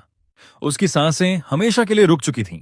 पास खड़े बाकी छात्र यह नजारा देखकर खौफ से पीछे हट गए। अब मेरे लिए किसी इंसान को मारना एक चींटी को कुचलने जितना आसान था। हुआंग तियान को रास्ते से हटाने के बाद मैं और शिया वानरौ कक्षा से बाहर निकल गए। पीछे से छात्रों की आवाजें आने लगीं। वो चले गए। अब हमारा क्या होगा? हमें जिंदा रहने के लिए चेंज के पीछे जाना होगा। छात्रों ने कक्षा से कुछ कुर्सियों के पैर और झाड़ू उठाए और मेरे पीछे पीछे आने लगे। मुझे पता था कि वो मेरे पीछे आ रहे हैं, लेकिन मैंने उन्हें नहीं भगाया। पहला कारण तो यह था कि वो मेरे पुराने सहपाठी थे। जब तक वो मेरे लिए मुसीबत नहीं बनते, मुझे कोई ऐतराज नहीं था। और दूसरा कारण यह था कि इतनी बड़ी भीड़ को देखकर बहुत सारे राक्षस हमारे पीछे आएंगे। मैं इन छात्रों का इस्तेमाल उन राक्षसों को बुलाने और उन्हें मारकर अपनी ताकत बढ़ाने के लिए करूंगा। रास्ते में कुछ राक्षसों को मारने के बाद मैं विद्यालय की दुकान पर पहुंचा। मैंने खाने पीने का सारा जरूरी सामान अपने बस्ते में भर लिया। बाकी छात्रों ने भी सामान उठाया, लेकिन सिर्फ वही जिसे मैंने छोड़ दिया था। पूरी दुकान खाली करने के बाद मेरे पास 2 बड़े बड़े बस्ते भर चुके थे। तभी खेलकूद विभाग का मुखिया लिन शिव चापलूसी करता हुआ मेरे पास आया। चेन भाई, मेरा शरीर बहुत मजबूत है, आप ये भारी सामान मुझे उठाने दीजिए। आप और भाभी बस आराम से चलिए। वो मेरे सामने गिड़गिड़ा रहा था। मैंने सोचा कि यह सामान वैसे भी बहुत भारी है, तो मैंने वो बस्ते उसे दे दिए। लेकिन अगर उसने मेरे पीठ पीछे कोई भी चालाकी करने की कोशिश की, तो मैं उसे वहीं जान से मार दूंगा। हम जैसे ही दुकान से बाहर निकले, हमें कुछ लोगों ने घेर लिया। वो छठी कक्षा का मुखिया झाऊ था। विद्यालय में वो एक बहुत बड़े गुंडे के नाम से जाना जाता था। अगर तुम अपनी भलाई चाहते हो तो यह सारा सामान यहीं रख दो। हमारे मुखिया एक जागृत इंसान है। कुछ ही समय पहले झाओहू को अपनी शक्तियां मिली थीं, जिससे उसने अपनी कक्षा के बहुत से लोगों की जान बचाई थी और उन्हें अपना चेला बना लिया था। लिन श्यू ने मेरे आदेश के बिना उन्हें वो सामान देने से मना कर दिया। तुम छठी कक्षा वाले सच में बहुत घमंडी हो। मैंने यह सामान खुद ढूंढा है तो मैं तुम्हें क्यों दूं? मैं वैसे भी झाऊ हूं जैसे लोगों से नफरत करता था जो कमजोरों पर अपना रोब जमाते थे। मेरी बात सुनकर झाऊ गुस्से से पागल हो गया और उसने अपनी मुट्ठियां भींच लीं। तभी उसकी पीठ पर दो बहुत बड़े पंख निकल आए, जिन पर सफेद रंग के धब्बे थे। दुनिया का अंत शुरू होने से पहले उसने एक साथ तारों वाली गुबरैला नाम का कीड़ा खा लिया था, जिसकी वजह से उसका शरीर ऐसा हो गया था। झाऊ के पंख फड़फड़ाए और वो किसी उल्कापिंड की तरह तेजी से मेरी तरफ झपटा। मैंने अपना हाथ घुमाया और पल भर में एक बहुत ही जादुई और खतरनाक कुल्हाड़ी मेरे हाथ में आ गई। मैं दूसरे स्तर तक पहुंच चुका हूं, अब मैं तुम्हें अपनी असली ताकत दिखाऊंगा, झाऊ ने बहुत घमंड से चिल्लाते हुए कहा। उसकी मांसपेशियां फूल गईं और वो बहुत ताकतवर लग रहा था, लेकिन मैं बिल्कुल नहीं घबराया। मैंने अपनी कुल्हाड़ी घुमाई और सीधा झाऊ के लोहे जैसे मजबूत हाथों पर वार किया। मेरी कुल्हाड़ी का वार इतना तेज था कि झाऊ पीछे की तरफ खिसक गया। उसके चेले जोर जोर से उसका नाम लेकर चिल्लाने लगे, लेकिन उन्हें नहीं पता था कि झाऊ ने अभी अभी कितने भयानक दबाव का सामना किया था। पहली ही टक्कर में झाऊ को ऐसा लगा जैसे उसके हाथ किसी बहुत बड़े पहाड़ से टकरा गए हों। मेरी कुल्हाड़ी के वार से उसके हाथ कांप रहे थे, लेकिन अब वो हार भी नहीं मान सकता था, क्योंकि ऐसा करने पर उसकी इज्जत मिट्टी में मिल जाती। बच्चे, अगर तुझमें हिम्मत है तो फिर से वार कर। उसने मुझे ललकारा और अपने काले लोहे जैसे हाथों से फिर से मुझ पर हमला कर दिया। मेरे छोटे जिये को चोट पहुंचाने की तुम्हारी हिम्मत कैसे हुई? इससे पहले कि मैं कुछ करता, शिया वानरौ बीच में आ गई। उसका शरीर नीले रंग के छिलकों से ढका हुआ था और उसके हाथ में बिजली से चमकती हुई एक लंबी तलवार थी। उसने अपनी तलवार सीधा झाऊ की तरफ तान दी। झाऊ को अपनी तरफ एक बहुत ही खतरनाक ऊर्जा आती हुई महसूस हुई और उसके पसीने छूट गए। उसने किसी तरह अपने हाथों से उस तलवार का वार रोका। शिया वानरौ का हमला बहुत तेज था। उसकी बिजली वाली तलवार ने झाऊ के हाथों को जलाकर लाल कर दिया। तुम पति पत्नी मिलकर दो तरफ से वार कर रहे हो, यह बहुत ही बेशर्मी की बात है, झाऊ के एक चेले ने चिल्लाकर कहा। लेकिन शिया वानरौ की एक गुस्से भरी नजर देखकर वो डर के मारे झाऊ के पीछे छुप गया। वानरौ, तुम पीछे जाकर आराम करो, आगे का काम मैं संभाल लूंगा। मैं शिया वानरौ के आगे आकर खड़ा हो गया। दूसरे स्तर की आखिरी सीमा तक पहुंचने के बाद मैं भी अपनी शक्तियों को आजमाना चाहता था। वानरौ ने मुझे बहुत चिंता से देखा, लेकिन मेरे इस आत्मविश्वास को देखकर वो चुपचाप पीछे हट गई। वो मेरी रक्षा करना चाहती थी, लेकिन मेरे किसी काम में दखल नहीं देना चाहती थी। यह मत सोचना कि तुम्हारी जीत पक्की है। पहले मैं तुम्हें मारूंगा और फिर तुम्हारे पीछे खड़ी उस लड़की को मजा चखाऊंगा। झाऊ अभी भी हार मानने को तैयार नहीं था। उसके पीछे के पंख बहुत तेजी से हिले और उसकी रफ्तार अचानक बहुत ज्यादा बढ़ गई। वो पूरी ताकत से मेरी तरफ दौड़ा। उस कीड़े की शक्तियों की वजह से उसका शरीर हीरे की तरह सख्त हो गया था। उसे लग रहा था कि मेरी यह पुरानी कुल्हाड़ी उसके सख्त शरीर का कुछ नहीं बिगाड़ पाएगी। मुझे पता था कि अगर मैंने उसका यह सुरक्षा कवच नहीं तोड़ा तो वो मुझे जान से मार देगा। मैं जोर से चिल्लाया और अपनी कुल्हाड़ी को हवा में उठाया। स्तर बढ़ने के बाद मेरी इस कुल्हाड़ी में एक जादुई ऊर्जा आ गई थी। मेरे शरीर के चारों तरफ एक पीली रोशनी का सुरक्षा घेरा बन गया।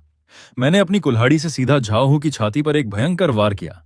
कुल्हाड़ी के वार से एक बहुत ही जोरदार ऊर्जा की लहर उठी, जिसने आसपास की हर चीज को हिलाकर रख दिया। अगले ही पल झाऊ के वो मजबूत पंख टूटकर टुकड़ों में हवा में बिखर गए। झाऊ का अभेद्य सुरक्षा कवच टूट चुका था। अपनी खास रक्षा शक्ति खोने के बाद उसका शरीर एकदम कमजोर हो गया। मेरी कुल्हाड़ी बिना रुके नीचे आई और मैंने एक ही वार में झाऊ का पूरा हाथ काटकर अलग कर दिया। उसका लाल खून हर तरफ जमीन पर फैल गया। हमारा मुखिया हार गया। झाऊ के चेले यह देखकर हैरान रह गए। कुछ अभी भी उसका साथ दे रहे थे और कुछ मेरे सामने झुकने की तैयारी करने लगे। चेंजे, मैं हार मानता हूं। तुम बहुत महान हो, कृपया मेरी जान बख्श दो। झाऊ दर्द से तड़पते हुए अपने कटे हुए हाथ को पकड़कर जमीन पर पड़ा था और मुझसे अपनी जान की भीख मांग रहा था। जिंदा रहने के लिए उसने अपना सारा घमंड और अपनी इज्जत दांव पर लगा दी थी। मुझे तुम्हारा वो पहले वाला घमंडी रूप ज्यादा पसंद था। मैं अपनी कुल्हाड़ी हाथ में लिए धीरे धीरे उसकी तरफ बढ़ने लगा। मैं झाऊ को जिंदा नहीं छोड़ सकता था। इस तबाह हुई दुनिया में अपने दुश्मनों को जिंदा छोड़ना किसी बेवकूफी से कम नहीं था। मुझे अपनी तरफ आता देख झाओहू के चेहरे पर मौत का खौफ छा गया। मुझे हाथ लगाने की कोशिश भी मत करना, तुम मारे जाओगे। मेरा भाई हरे ड्रैगन वाले गुट का आदमी है, वो अपनी पूरी जान लगाकर चिल्लाया। लेकिन मेरी कुल्हाड़ी ने उसकी एक नहीं सुनी। मैंने एक हल्का सा वार किया और झाओहू का सिर धड़ से अलग होकर जमीन पर गिर पड़ा। झाओहू के पीछे खड़े वो सभी लड़के अपनी आंखें फाड़े ये खौफनाक नजारा देख रहे थे। उन्हें अपनी आंखों पर यकीन नहीं हो रहा था कि उनका इतना ताकतवर मुखिया सिर्फ एक ही वार में मारा गया।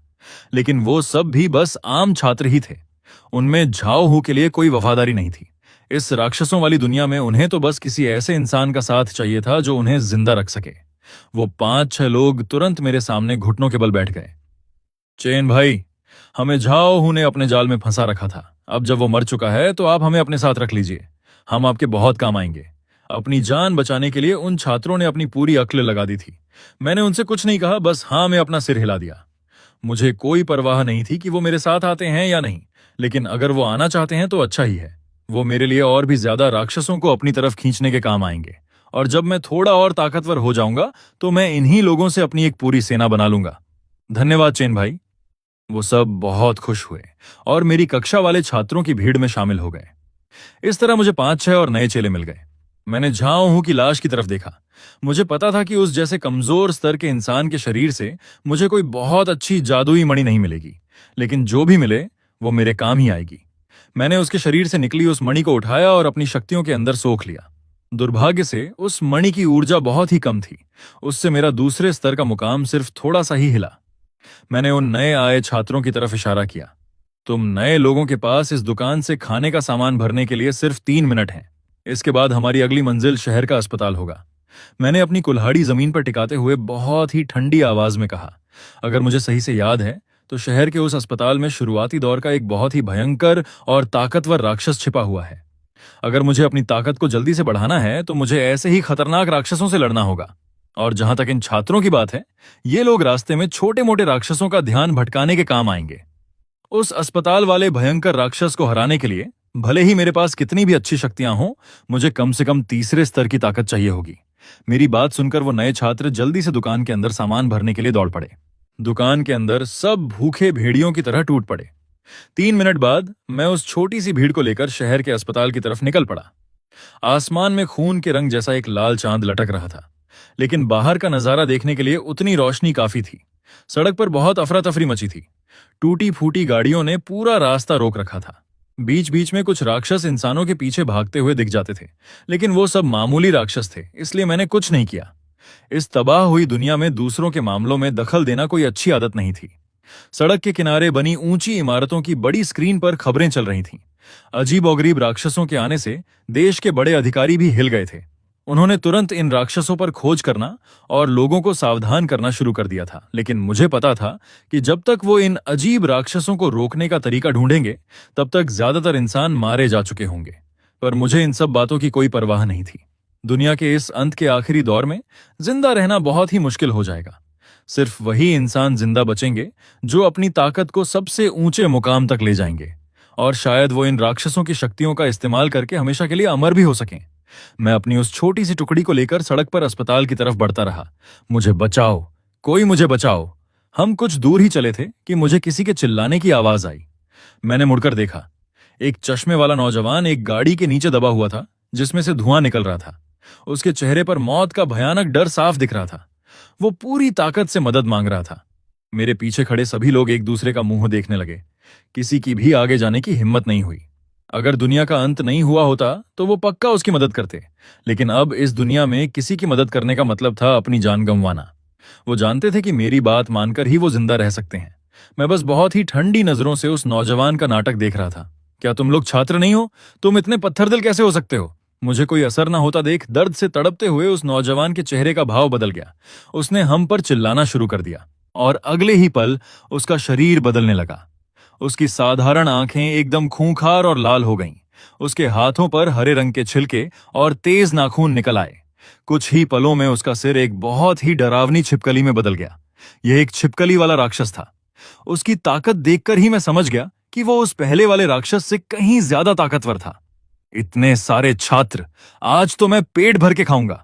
उस छिपकली वाले राक्षस ने बहुत ही लालची नजरों से सबको देखा और एक डरावनी हंसी हंसा। उसे लग रहा था कि वो एक ही पल में हम सबको निगल जाएगा। चेन भाई, ये अभी तो एक इंसान था, अचानक से राक्षस कैसे बन गया? सामान उठाए हुए लिंशियो ने बहुत ही हैरानी से पूछा। मेरे साथ रहने की वजह से वो भी अब ऐसी चीजों को देखकर बाकी लोगों से कम घबरा रहा था। शायद ये इस छिपकली वाले राक्षस की अपनी कोई खास शक्ति है। मैंने बहुत ही शांत आवाज में जवाब दिया। मुझे लगता है कि यह इंसानों का रूप ले सकता है ताकि यह छुपकर वार कर सके, लेकिन आमने सामने की लड़ाई में इसकी यह शक्ति किसी काम की नहीं है। मुझे और बाकी लोगों को इतनी शांति से बात करते देख उस राक्षस को बहुत गुस्सा आया।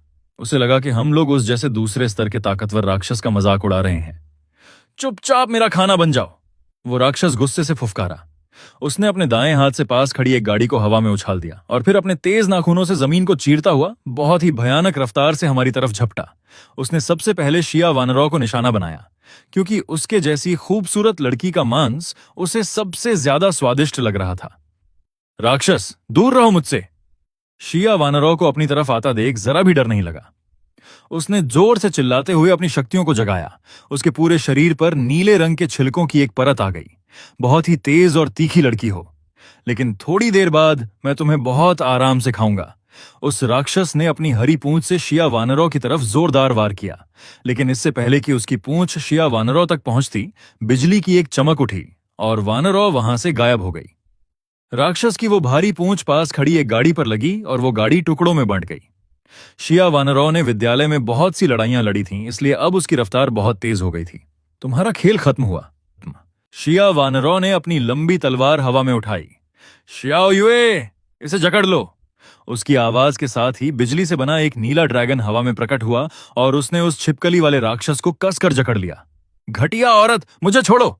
वो राक्षस अपने दांत पीसते हुए चिल्लाया। वो पूरी ताकत से उस पकड़ से छूटने की कोशिश करने लगा, लेकिन शिया वानरों दूसरे स्तर तक पहुंच चुकी थी और उसकी शक्ति बहुत ही ऊंचे दर्जे की थी। उस छोटे से छिपकली वाले राक्षस के लिए उस पकड़ से छूटना इतना आसान नहीं था। शिया वानरों ने अपनी आसमानी बिजली वाली शक्ति का इस्तेमाल किया। आसमान से बहुत सारी बिजलियां सीधे उसकी तलवार पर आकर गिरने लगीं। उसने अपनी तलवार घुमाई और वो खौफनाक बिजली सीधा उस छिपकली वाले राक्षस की तरफ छोड़ दी। राक्षस की आंखें फटी की फटी रह गईं। उसने पहले भी कई जागृत इंसानों को मारा था, लेकिन उसने शिया वानरों जैसी भयानक शक्ति वाला कोई इंसान नहीं देखा था। शिया वानरों के चेहरे पर एक मुस्कान आ गई। उसे याद आया कि दुनिया का अंत होने से पहले मैंने उसे एक खास चीज खिलाई थी, जिसकी वजह से उसकी शक्ति इतनी बढ़ गई थी। उसकी तलवार सीधा राक्षस के शरीर पर लगी। एक बहुत ही तेज सफेद रोशनी वहां फैल गई। जब रोशनी कम हुई तो वो राक्षस बुरी तरह हाँफ रहा था। इस वार से उसके शरीर के छिलकों से खून बहने लगा था। उसे लगा जैसे किसी ने जिंदा ही उसकी खाल खींच ली हो, लेकिन खुशकिस्मती से उसके पास एक लाल आग वाली सुरक्षा की शक्ति थी, जो कुछ ही समय के लिए उसकी सुरक्षा को बहुत ज्यादा बढ़ा देती थी। और यहां लोगों को खाकर वो भी दूसरे स्तर की आखिरी सीमा तक पहुंच चुका था। उसे मारना इतना आसान नहीं था। कमीनी औरत, तेरी हिम्मत कैसे हुई मुझे चोट पहुंचाने की? जब मैं इंसान था तो मेरा मालिक मुझे रोज परेशान करता था, और अब जब मैं एक ताकतवर राक्षस बन गया हूं तो क्या अब भी मैं हार जाऊंगा? मैं ऐसा नहीं होने दूंगा। मैं तुम सबको मार डालूंगा। गुस्से और नफरत से उस राक्षस का शरीर और भी बड़ा होने लगा। काले रंग की एक डरावनी ऊर्जा उसके चारों तरफ घूमने लगी। कुछ ही सेकंड में वो पहले से भी ज्यादा विशाल हो गया। उसकी लाल आंखें सिर्फ नफरत से शिया वानरों को घूर रही थीं। क्या हमारी भाभी इस पागल राक्षस को हरा पाएंगी? एक छात्र ने डरते हुए पूछा। क्यों नहीं, हमारी भाभी के पास आसमानी बिजली है, वो इसे आसानी से मार देंगी, दूसरे ने पूरे विश्वास के साथ कहा। लेकिन मैं देख सकता था कि उस बड़े वार के बाद शिया वानरों की ज्यादातर ताकत खत्म हो चुकी थी। उसके पास अनुभव की कमी थी और उसने अपना सबसे बड़ा वार बहुत जल्दी कर दिया था। उसे नहीं पता था कि सामने वाले राक्षस का स्तर उससे भी ज्यादा है। राक्षस अब अपनी आधी ताकत वापस पा चुका था। शिया वानरों ने हार नहीं मानी। उसने अपने पैरों के नीचे एक सफेद बादल बनाया और हवा में उड़ते हुए फिर से उस राक्षस पर हमला किया। लेकिन इस बार का वार पहले से बहुत कमजोर था। तुम्हें क्या लगता है तुम मुझे हरा सकती हो? मैं दूसरे स्तर की आखिरी सीमा पर हूं। वो राक्षस जोर से फुफकारा और बहुत ही तेज रफ्तार से शिया वानरों की तरफ झपटा। वानरों ने अपनी तलवार से खुद को बचाने की कोशिश की, लेकिन वो उस भारी वार को रोक नहीं पाई और पीछे की तरफ फिसलती हुई जमीन पर आ गिरी।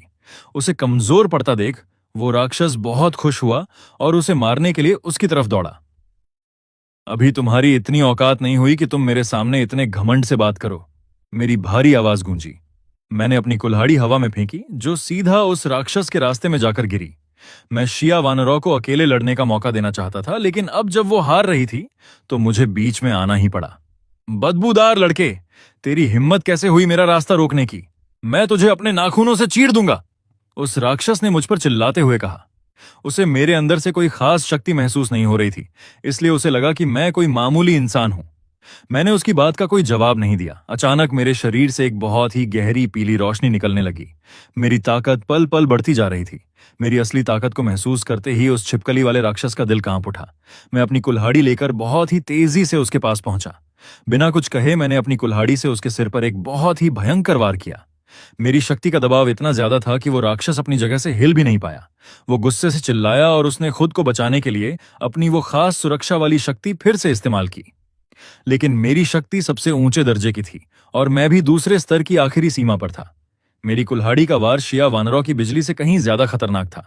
जैसे ही मेरी कुल्हाड़ी उसके शरीर पर लगी, उसे मौत का साक्षात रूप दिखाई दिया। उसे लगा कि मेरे वार के दबाव से ही उसके शरीर का हर हिस्सा चकनाचूर हो जाएगा। उसके शरीर की सुनहरी चमक कुछ पल भी मेरी कुल्हाड़ी को रोक नहीं पाई। मेरी तेज कुल्हाड़ी ने पल भर में उस राक्षस के शरीर को चीर कर रख दिया। उसकी एक दर्दनाक चीख गूंजी और उसका शरीर दो टुकड़ों में कटकर जमीन पर गिर पड़ा। अगले ही पल उसकी लाश में से एक बैंगनी रंग की चमकदार मणि बाहर निकली। मैं इसे अच्छे से पहचानता था। यह अपनी शक्तियों को बढ़ाने का एक बहुत ही कीमती खजाना था। मैंने उस बैंगनी मणि की तरफ अपनी उंगली का इशारा किया।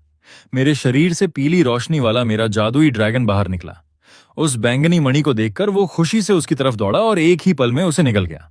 उसे निगलने के बाद मेरी पीली रोशनी की ताकत और भी ज्यादा बढ़ गई। और सबसे अच्छी बात यह थी कि उस ऊर्जा का एक हिस्सा वापस मेरे शरीर में आ गया। मुझे अपने शरीर में कुछ अजीब सा महसूस हुआ। मैंने अपना हाथ देखा। अचानक मेरी त्वचा पर छिलकों की एक छोटी सी परत बन गई, जो हल्की पीली रोशनी दे रही थी। यह उसी छिपकली वाले राक्षस की रक्षा करने वाली शक्ति थी। मैं मन ही मन बहुत खुश हुआ। मेरी यह पीली रोशनी न सिर्फ मेरी ताकत को बढ़ाती है, बल्कि यह दुश्मनों की शक्तियों को भी मेरे अंदर खींच लेती है। इस नई शक्ति के मिलने से मैं बहुत उत्साहित था। आम लोग एक बार में सिर्फ एक ही शक्ति पा सकते थे, लेकिन मेरी इस खास खूबी की वजह से आगे होने वाली हर लड़ाई में मेरे पास हमेशा नए और ताकतवर हथियार होंगे। हमारे मुखिया बहुत महान हैं। सिर्फ एक कुल्हाड़ी से उस बदसूरत राक्षस को मार डाला। मुखिया की जय हो। पीछे खड़े वो नए छात्र मुझे खुश करने के लिए चिल्लाने लगे। क्या हम इस छिपकली वाले राक्षस की लाश को रख सकते हैं? मैं इसकी बहुत ही शानदार भुनी हुई दावत बनाऊंगा। उन्हें जब भी मौका मिलता वो मेरी तारीफ करने में लग जाते। ये छात्र जब भी मौका पाते मेरी तारीफ करने लगते।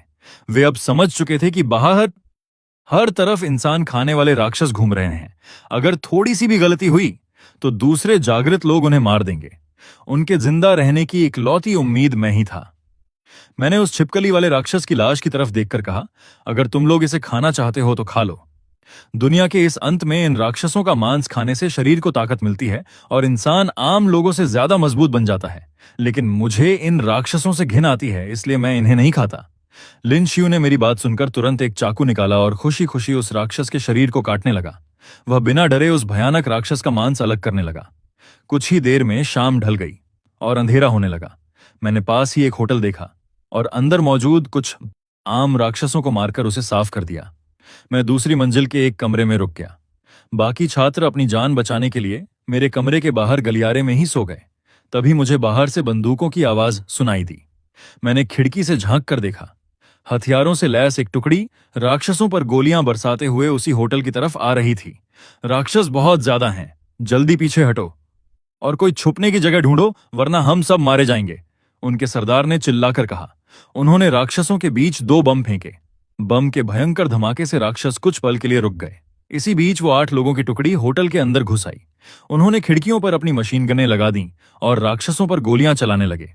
दूसरी मंजिल से कुछ छात्रों ने नीचे झांका। टुकड़ी के एक आदमी ने उन्हें देख लिया। वो छात्र जल्दी से पीछे हटे, लेकिन तब तक टुकड़ी वालों को उनके बारे में पता चल चुका था। सरदार ने एक मोटे आदमी को ऊपर जाकर देखने का हुक्म दिया। वो मोटा आदमी अपनी बंदूक लेकर दूसरी मंजिल पर आया। वहां इतने सारे छात्रों और लड़कियों को देखकर उसकी आंखों में हवस चमक उठी। इतने सारे छात्र, आज तो हम भाइयों के खूब मजे आएंगे। उसने बंदूक तानकर उन्हें डराया। वो छात्र पहले ही डरे हुए थे। बंदूक देखकर वो सहम कर मेरे दरवाजे की तरफ खिसक गए। मोटे आदमी ने मेरे दरवाजे के ताले पर गोली चलाई और दरवाजा लात मारकर खोल दिया। कमरे के अंदर उसने मुझे शिया वानरों को पकड़े हुए देखा। वानरों की खूबसूरती देखकर वो मोटा आदमी पागल हो गया। उसने खुशी से अपनी बंदूक मेरी तरफ तान दी। उसे लगा कि मैं कोई निहत्था और कमजोर छात्र हूं। मुझे अपनी जिंदगी में सबसे ज्यादा नफरत उन लोगों से है जो मुझ पर बंदूक तानते हैं। मेरी आंखों में गुस्सा भर आया। पिछले जन्म में मुझे बंदूक की नोक पर बहुत कुछ करने के लिए मजबूर किया गया था। तुझे क्या परेशानी है? उस लड़की को छोड़, अब से यह मेरी है। उस मोटे आदमी ने बहुत ही घमंड से कहा। उसे लग रहा था कि जिसके पास बंदूक है वही इस दुनिया का राजा है। मैं इसकी शक्ल दोबारा नहीं देखना चाहता। मैंने बहुत ही ठंडी आवाज में वानरों से कहा और उसे छोड़ दिया। मुझे पीछे हटता देख मोटा आदमी बहुत खुश हुआ। लड़के, तू बहुत समझदार है। ए खूबसूरत, अब मेरे पास आ जा। मैं तुझे इस दुनिया में जिंदा रखूंगा। लेकिन वानरों ने उसकी बात पर कोई ध्यान नहीं दिया। उसके शरीर पर नीले रंग के छिलके उभर आए और बिजली चमकने लगी। उसने अपनी तलवार घुमाई और पल भर में एक आसमानी बिजली सीधे उस मोटे आदमी के गले पर गिरी। वो मोटा आदमी कुछ समझ पाता उससे पहले ही वो जमीन पर गिर पड़ा। उसकी सांसें रुक चुकी थीं। वानरों यहीं नहीं रुकी। उसने अपनी बिजली से उस मोटे आदमी की लाश को उठाया और दूसरी मंजिल की खिड़की से नीचे फेंक दिया। नीचे खड़े सरदार और उसके आदमियों ने वानरों को देखा तो वो भी उसकी खूबसूरती के दीवाने हो गए। लेकिन जैसे ही उन्होंने अपने साथी की सिर कटी लाश देखी, सरदार का खून खौल उठा। तूने हमारे भाई को मार डाला। सरदार ने गुस्से से अपनी बंदूक वानरों की तरफ तान दी। यह बदसूरत आदमी मेरे छोटे जिये को परेशान कर रहा था, इसलिए इसे मरना ही था। सरदार ने तुरंत गोलियां चलानी शुरू कर दी, लेकिन आम बंदूकों की गोलियां शिया वानरों का कुछ नहीं बिगाड़ सकती थीं। उसने बहुत ही आराम से अपना शरीर घुमाया और सारी गोलियों से बच गई। यह कोई आम लड़की नहीं, यह एक जागृत इंसान है। सरदार, हमें यहां से भागना चाहिए, एक आदमी ने डरते हुए कहा। लेकिन सरदार गुस्से में अंधा हो चुका था। उसने गोलियां चलाना बंद नहीं किया। तुम्हारा खेल खत्म हुआ। वानरों की मीठी लेकिन खौफनाक आवाज गूंजी। उसने अपनी तलवार घुमाई और एक भयंकर बिजली सीधे उस सरदार के सीने के पार हो गई। वो जोर से चीखा और जमीन पर गिरकर तड़पने लगा। कुछ ही पलों में उसकी जान निकल गई। इसके बाद वानरों ने बचे हुए बाकी आदमियों को भी एक एक करके मौत के घाट उतार दिया। शुरुआत में वो इतनी बेरहम नहीं थी, लेकिन मेरे साथ रहकर वो सीख गई थी कि दुश्मनों पर दया करने का मतलब है खुद की जान खतरे में डालना। रुक जा, मैं तुझे जिंदा नहीं छोड़ूंगा, आखिरी बचे हुए एक आदमी ने जोर से चिल्लाया। अचानक उसके शरीर से एक तेज सुनहरी रोशनी निकली। हवा में से सोने के कवच के टुकड़े प्रकट हुए और उसके पूरे शरीर पर चिपक गए। मैंने महान लड़ाकू कवच को जगा लिया है, अब मुझे कोई नहीं हरा सकता। गाओ मिंग नाम का वो आदमी बहुत खुश था। सोने का कवच पहनने के बाद उसकी ताकत 10 गुना बढ़ गई थी। उसने कहा, तूने मेरे इतने भाइयों को मारा है, अब मैं उनका बदला लूंगा। तू अभी अभी तो जागा है और अभी से बदला लेने की सोच रहा है। मेरी आवाज सुनकर गाओ मिंग ने सीढ़ियों की तरफ देखा। मैं धीरे धीरे नीचे उतर रहा था। मेरे शरीर से इतनी भयंकर ऊर्जा निकल रही थी कि गाओ मिंग का वो सोने का कवच भी कांपने लगा। यह खून और ताकत का ऐसा दबाव था जिसे वो सह नहीं पा रहा था। तुम दोनों का क्या, मैं तुम दोनों से लड़ूंगा, गाओ मिंग ने हिम्मत जुटाते हुए कहा। उसने अपना हाथ आगे किया और एक जादुई रोशनी वाली तलवार उसके हाथ में आ गई। यह कवच वाले जागृत लोगों की खास ताकत होती है। कितनी बड़ी बड़ी बातें कर रहा है, अभी अभी जागा है और इतना घमंड। मैंने उसका मजाक उड़ाया। शायद अचानक ताकत मिलने से उसे लग रहा था कि वो दुनिया का सबसे ताकतवर इंसान बन गया है। तैयार हो जाओ 2 टुकड़ों में कटने के लिए, गाओ मिंग जोर से चिल्लाया और अपनी रोशनी वाली तलवार लेकर मेरे सिर पर वार करने दौड़ा। मैंने कोई कुल्हाड़ी नहीं निकाली और न ही खुद को बचाने की कोशिश की। मैंने बस अपनी उंगली से उसकी तरफ इशारा किया। मेरे शरीर से 2 जादुई पीली ऊर्जा की किरणें निकलीं और पल भर में उन्होंने गाओ मिंग को कसकर जकड़ लिया। यह क्या चीज है? मुझे छोड़! गाओ मिंग बहुत घबरा गया। उसने अपनी रोशनी वाली तलवार से उस ऊर्जा को काटने की बहुत कोशिश की, लेकिन उसका कोई असर नहीं हुआ। मैंने अपनी मुट्ठी भींची और वो जादुई ऊर्जा उसे और जोर से कसने लगी। गाओ मिंग के शरीर का वो सुनहरा कवच चटकने लगा। उसका सारा घमंड टूट चुका था। उसे समझ आ गया कि वो मेरे सामने एक चींटी के बराबर है। वो दर्द से चीखने लगा। कुछ ही सेकंड में उसका पूरा कवच और शरीर चकनाचूर हो गया और वो जमीन पर गिरकर मर गया। मैंने उसे छोड़ दिया। उसका वो सुनहरा कवच मेरे सामने एक मजाक से ज्यादा कुछ नहीं था। सीढ़ियों पर खड़े छात्र खौफ से कांप रहे थे। मैं उनकी सोच से भी ज्यादा क्रूर था। वापस जाओ, अगर मेरे लिए कोई मुसीबत खड़ी की तो तुम्हारा भी यही हाल होगा। मेरी मुस्कान देखकर वो बहुत डर गए और चुपचाप सिर हिलाकर अपने अपने कोने में दुबक गए। उन लोगों का सफाया करने के बाद मैं वापस ऊपर जाकर आराम करने ही वाला था कि अचानक होटल के बाहर से एक बहुत ही खौफनाक दहाड़ सुनाई दी। मैंने खिड़की से बाहर देखा। एक विशालकाय राक्षस जो किसी ट्रक जितना बड़ा था अंधेरे से निकलकर सामने आ गया। उसका शरीर एक सांप का था और सिर एक मुर्गे का था। उसकी चोंच से एक दो मुंह वाली जीभ बार बार बाहर निकल रही थी। शायद यहां हुई गोलीबारी और धमाकों ने उसे अपनी तरफ खींच लिया था। उस राक्षस ने मुझे देखा तो उसकी आंखें लालच से चमक उठीं। उसे यकीन नहीं हो रहा था कि उसे यहां इतना स्वादिष्ट खाना मिल जाएगा। मैंने अपनी भौहें सिकोड़ी। पल भर में ही मेरी जादुई कुल्हाड़ी मेरे हाथ में आ गई। मैंने जमीन पर पैर पटका और मैं अपनी जगह से गायब हो गया। अगले ही सेकंड मैं उस सांप मुर्गे वाले राक्षस के बिल्कुल पास था। यह राक्षस तीसरे स्तर की शुरुआती सीमा तक पहुंच चुका था, जो कि दुनिया के इस अंत के शुरुआती दौर में बहुत बड़ी बात थी। वो मुझे देखकर बहुत खुश था, लेकिन जैसे ही उसने मेरी तेज रफ्तार देखी वो पूरी तरह से घबरा गया। उसका बड़ा सा सिर मुझे ढूंढने लगा, लेकिन इससे पहले कि वो मुझे देख पाता मैं ठीक उसके चेहरे के सामने था। बिना कोई मौका दिए मैंने अपनी कुल्हाड़ी पूरी ताकत से उसके सिर पर दे मारी। उस राक्षस ने खुद को बचाने के लिए अपनी मजबूत चोंच आगे कर दी, लेकिन मेरी कुल्हाड़ी के सामने वो चोंच किसी तिनके की तरह कमजोर थी। मेरी कुल्हाड़ी ने बांस चीरने की तरह एक झटके में उसकी चोंच और सिर को दो हिस्सों में काट दिया। उस छिपकली वाले राक्षस की ऊर्जा सोखने के बाद मेरी ताकत बहुत ज्यादा बढ़ गई थी। अब मैं जब चाहूं तीसरे स्तर तक पहुंच सकता था। उस राक्षस का सिर कटते ही फव्वारे की तरह खून बहने लगा और वो भयानक राक्षस तड़प कर जमीन पर गिर पड़ा और मर गया। वानरों, अपने जादुई ड्रैगन से इस राक्षस को सोख लो। इसकी ऊर्जा बहुत अच्छी है। मैंने अपनी कुल्हाड़ी वापस रखते हुए बहुत प्यार से कहा। वानरों ने आज्ञाकारी बच्ची की तरह अपना सिर हिलाया। उसका वो खौफनाक और जानलेवा रूप अब पूरी तरह से गायब हो चुका था और वो किसी मासूम सी लड़की जैसी लग रही थी। उसने अपने जादुई ड्रैगन को बाहर बुलाया। वो छोटा सा नीला ड्रैगन बाहर आते ही खुशी से वानरों के चेहरे से रगड़ने लगा। वो बहुत उत्साह में हवा में उड़ने लगा। तभी उसकी नजर उस मरे हुए विशाल राक्षस पर पड़ी। अब उसे समझ आया कि उसे खाने के लिए बाहर बुलाया गया है। उस नीले ड्रैगन ने शुक्रिया अदा करते हुए वानरों की तरफ देखा और फिर तेजी से उस मरे हुए राक्षस के शरीर पर टूट पड़ा। वो बहुत ही मजे से उस विशाल राक्षस को खाने लगा। सीढ़ियों के पास खड़े छात्र उस छोटे नीले ड्रैगन को मजे से खाते हुए देखकर रोने लगे। आज उन्होंने छिपकली वाले राक्षस का जो मांस खाया था, उससे उन्हें अपने अंदर बहुत ताकत महसूस हो रही थी। अब वे सब और भी ज्यादा राक्षसों का मांस खाना चाहते थे। उसी समय एक बहुत बड़ी इमारत के मीटिंग रूम में सूट पहने एक अधेड़ उम्र के आदमी ने गुस्से से मेज पर जोर से हाथ मारा। कौन है वो? किसने मेरे इकलौते बेटे को मारा है? यह आदमी हुआंगतियान का पिता था, जो याओतियान ग्रुप का मालिक हुआंगयान था। उसकी बात सुनकर नीचे बैठे किसी भी आदमी की कुछ बोलने की हिम्मत नहीं हुई। जब वे लोग स्कूल पहुंचे थे तो उन्होंने हुआंगतियान की बिना सिर वाली लाश देखी थी। उसे बहुत ही बेरहमी से मारा गया था। मीटिंग रूम में काफी देर तक सन्नाटा छाया रहा। आखिर में सफेद बालों वाले एक बूढ़े बोर्ड मेंबर ने बोलने की हिम्मत की। मालिक, छोटे मालिक के शरीर पर जो घाव हैं, उन्हें देखकर लगता है कि उन्हें किसी राक्षस ने नहीं बल्कि किसी जागृत इंसान ने मारा है। बकवास बंद करो, मुझे पता है, हुआंगयान ने गुस्से से कहा। उसने खुद अपने बेटे के घाव देखे थे। उन पर किसी राक्षस के दांतों के निशान नहीं थे, बल्कि वो किसी हथियार से किए गए वार थे। यह साफ था कि किसी ने जानबूझकर उसके बेटे का खून किया है। मुझे डर है कि जिसने छोटे मालिक को मारा है वो कोई मामूली इंसान नहीं, बल्कि एक बहुत ताकतवर जागृत इंसान है। बूढ़े ने कहा, मैंने अभी अपने लोगों से पता करवाया है। यह सच है कि उसे एक जागृत इंसान ने मारा है और उसका नाम चेन जिए है। अभी के समय में हम किसी जागृत इंसान से दुश्मनी मोल नहीं ले सकते। वहां बैठे सभी लोग डर के मारे हुआंगतियान की मौत के बारे में बात करने लगे। इन 2 दिनों में उन्होंने राक्षसों का खौफ देख लिया था, तो फिर एक जागृत इंसान से तो और भी ज्यादा डर लगना ही था। मुझे कोई परवाह नहीं कि वो कोई जागृत इंसान है या कोई डरावना राक्षस, हुआंगयान गुस्से से चिल्लाया। हुआंगतियान मेरा इकलौता बेटा था, मैं उसकी मौत का बदला जरूर लूंगा।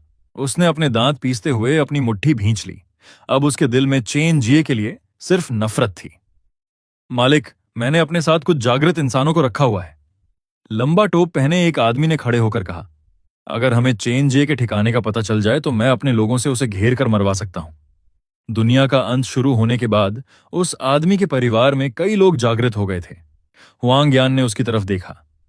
तुम्हें इसके बदले में क्या चाहिए? जो भी चाहिए बेझिझक मांगो। हुआंगयान समझ गया था कि यह आदमी एक व्यापारी है और बिना फायदे के कोई काम नहीं करेगा। लंबा टोप पहने उस आदमी ने अपना हाथ आगे बढ़ाया और कहा, याओतियान ग्रुप की 50% जमीन और संपत्ति मुझे चाहिए। अगर पहले का समय होता तो कोई भी हुआंगयान से ऐसी बात कहने की हिम्मत नहीं करता, लेकिन अब बात अलग थी।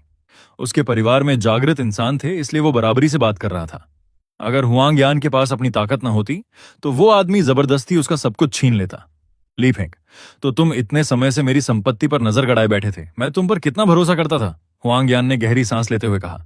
फिर उसने कहा, ठीक है, बस तुम उस चेन जे को मेरे पास ले आओ, मेरी आधी संपत्ति तुम्हारी हुई। अपने बेटे का बदला लेने के लिए हुआंग यान कुछ भी करने को तैयार था। हाँ हाँ हाँ हुआंग मालिक, आप सच में बहुत बड़े दिल वाले हैं। बस 2 दिन का इंतजार कीजिए, चेन जे का सिर आपके कदमों में होगा। ली फेंग ने जोर से हंसते हुए कहा और वहां से बाहर निकल गया। बाहर आते ही उसने अपना फोन निकाला और कहा, हेलो लाओबा, तुम्हें मेरे लिए एक आदमी को मारना है। अपने साथ लाओ लियू को भी ले जाना।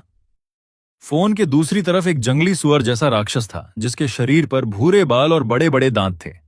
वो इस समय एक शिकार का पीछा कर रहा था। उसने सिर हिलाकर कहा, चिंता मत करो, कल मैं उसका सिर तुम्हारे पास ले आऊंगा। इस दुनिया में किसी इंसान को मारना बहुत ही आसान काम है। होटल के अंदर शिया वानरों ने मेरी बात मानकर अपने जादुई ड्रैगन से उस राक्षस को सोख लिया था। इससे उसकी ताकत बहुत बढ़ गई और वो दूसरे स्तर की आखिरी सीमा तक पहुंच गई। बस अफसोस की बात यह थी कि उस मुर्गे वाले राक्षस के अंदर कोई ऊर्जा वाली मणि नहीं थी, वरना हम दोनों में से कोई एक आज रात ही तीसरे स्तर तक पहुंच जाता। मैं दूसरी मंजिल पर गया और मैंने अपना कमरा बदल लिया। मैंने एक गर्म पानी का स्नान किया और अपने शरीर की सारी गंदगी साफ कर दी। शिया वानरों ने कहा कि उसे डर लग रहा है और वो मेरे साथ ही सोएगी। जब मैं नहाकर बाहर आया तो मैंने देखा कि शिया वानरों मेरे बिस्तर पर पहले से ही लेटी हुई थी। उसने गुलाबी रंग की एक बहुत ही पतली और मुलायम रेशमी नाइट गाउन पहनी हुई थी। उसकी गोरी और लंबी टांगें बिस्तर पर साफ नजर आ रही थीं। मैं भी एक जवान लड़का हूं जिसका खून गर्म है। यह नजारा देखकर मेरे शरीर में भी गर्मी दौड़ गई। तुम ऐसे ही सो रही हो? तुमने कंबल भी नहीं ओढ़ा? मैंने सीधे लेटी हुई शिया वानरों को देखते हुए कहा। छोटे जिए, क्या तुम मुझे कंबल ओढ़ा सकते हो? शिया वानरों ने बहुत ही प्यार भरे अंदाज में कहा और अपने हाथ से कंबल खींचा। मैंने शिया वानरों के उस खूबसूरत शरीर को देखा और आगे बढ़कर उसे अपनी बाहों में भर लिया। मैंने कंबल ओढ़ लिया और उसके बाद हमारे बीच कुछ ऐसे प्यार भरे पल गुजरे जिन्हें शब्दों में बयां नहीं किया जा सकता। अगले दिन की सुबह सुबह की शांति अचानक टैंकों के चलने की भारी आवाज से टूट गई। एक जोरदार धमाका हुआ और एक तोप का गोला सीधे होटल के मुख्य दरवाजे पर आकर लगा। धमाका इतना जोरदार था कि पूरा होटल हिलने लगा। ये क्या हो रहा है? क्या फिर से राक्षसों ने हमला कर दिया? एक छात्र ने घबराते हुए पूछा। बाहर बहुत सारी बख्तरबंद गाड़ियां आई हैं। दूसरे ने खिड़की से देखकर चिल्लाया। सभी छात्र डर के मारे मेरे कमरे के दरवाजे के बाहर आकर सिकुड़ गए। कल रात अंदर बहुत जबरदस्त लड़ाई हुई थी और मैं और शिया वानरों रात भर ठीक से सो नहीं पाए थे। इसलिए अभी के हालात देखकर भी किसी छात्र की मुझे जगाने की हिम्मत नहीं हुई। लेकिन मुझे बाहर की स्थिति का पहले ही पता चल गया था। मैंने खिड़की का पर्दा हटाकर देखा। बाहर पूरी एक टैंकों की फौज खड़ी थी। साफ था कि वो लोग मुझे ही ढूंढने आए थे।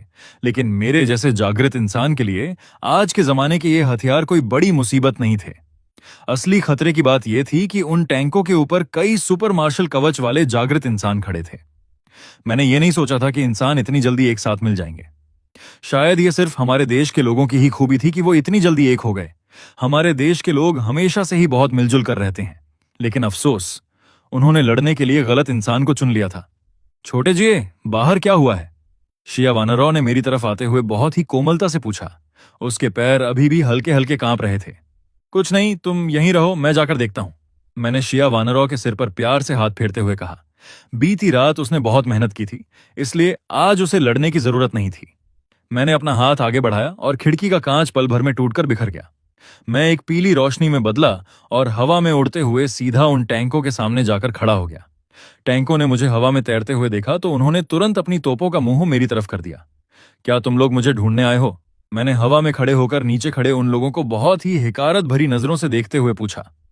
बीच वाले टैंक से एक काले रंग का भारी कवच पहने हुए एक अधेड़ उम्र का मजबूत आदमी बाहर निकला। उसकी आंखों से नीले और हरे रंग की चमक निकल रही थी। उसने अपने हाथ पीछे बांधे और हवा में मेरी तरफ देखते हुए कहा, तो तुम ही चेन जे हो? उसकी आवाज में मुझे मारने का पक्का इरादा था। साफ था कि वो कोई दोस्त नहीं था, लेकिन मुझे भी इसकी कोई परवाह नहीं थी। मैं अपना नाम नहीं बदलता। हाँ, मैं ही चेन जे हूं। मैंने पूरी ताकत से अपनी आवाज गूंजाते हुए कहा। बहुत अच्छे, तुम में बहुत हिम्मत है जो इतने सारे लोगों के सामने भी सच मान रहे हो। उस आदमी ने बहुत ही डरावनी नजरों से मुझे देखा। वो हुआंग यान की कंपनी में काम करने वाले उस लंबे टोप वाले आदमी के परिवार का जागृत इंसान था। अपने मालिक का आदेश मिलने के बाद वो सेना से टैंक चुराकर रात भर का सफर तय करके यहां पहुंचा था। तुम कौन हो? मैंने पूछा। मैं लिन ग्रुप का जागृत इंसान लिन याओ हूं। तूने हुआंग यान के बेटे हुआंग तियान को मारा है। मैं आज तेरी जान लेने आया हूं। लिन याओ ने अपनी मुट्ठियां भींची और उसके शरीर पर नीले हरे रंग का एक शानदार कवच आ गया। यह उसकी जागृत शक्ति थी, नीला ड्रैगन कवच। जब दुनिया का अंत शुरू हुआ था तब वो जागृत हुआ था। अपने परिवार की मदद से वो एक ही दिन में दूसरे स्तर की आखिरी सीमा तक पहुंच गया था और अपनी इस खास शक्ति की वजह से वो अब तीसरे स्तर के जागृत इंसान से भी मुकाबला कर सकता था। हुआंग तियान उस बेवकूफ को मैंने ही मारा है, बिल्कुल सही कहा। मैंने लिन याओ की आंखों में देखते हुए बिना किसी डर के कहा, चाहे तुम हुआंग तियान के पिता के कहने पर आए हो या वो खुद आया हो, मुझे कोई फर्क नहीं पड़ता। पिछले जन्म में मैंने बहुत कुछ सहा था, लेकिन अब मैं किसी को नहीं छोड़ूंगा। ठीक है, तो फिर अब मरने के लिए तैयार हो जाओ। मुझे अपना काम पूरा करना है। लिन याओ ने एक भयानक मुस्कान के साथ कहा। उसने जोर से टैंक पर पैर पटका और एक नीली रोशनी में बदलकर बहुत ही तेज रफ्तार से मेरी तरफ झपटा। उसे अपनी तरफ आता देख मैं बिल्कुल शांत खड़ा रहा। लिन याओ मुझे इतना शांत देखकर थोड़ा हैरान हुआ। मेरे जैसे एक ताकतवर इंसान का इस तरह बिना घबराए खड़ा रहना उसे बता रहा था कि मैं कोई मामूली इंसान नहीं हूं। लेकिन लिन याओ को अपनी ताकत पर बहुत घमंड था। उसे लगा कि वो मुझे 1 मिनट में ही मार देगा। कुछ ही सेकंड में वो मेरे बिल्कुल करीब आ गया और उसने पूरी ताकत से मेरे पेट पर एक मुक्का मारा। मैंने कोई भी जादुई हथियार बाहर नहीं निकाला, बस बहुत ही आराम से अपना हाथ आगे किया और लिन याओ के मुक्के को पकड़ लिया। बूम! हमारे हाथों के टकराने से इतनी भयानक ऊर्जा निकली कि आसपास की हवा भी कांप उठी। लिन याओ का मुक्का मेरे एक हाथ में बहुत ही बुरी तरह से फंस गया था। उसने हैरानी और गुस्से से मुझे देखा।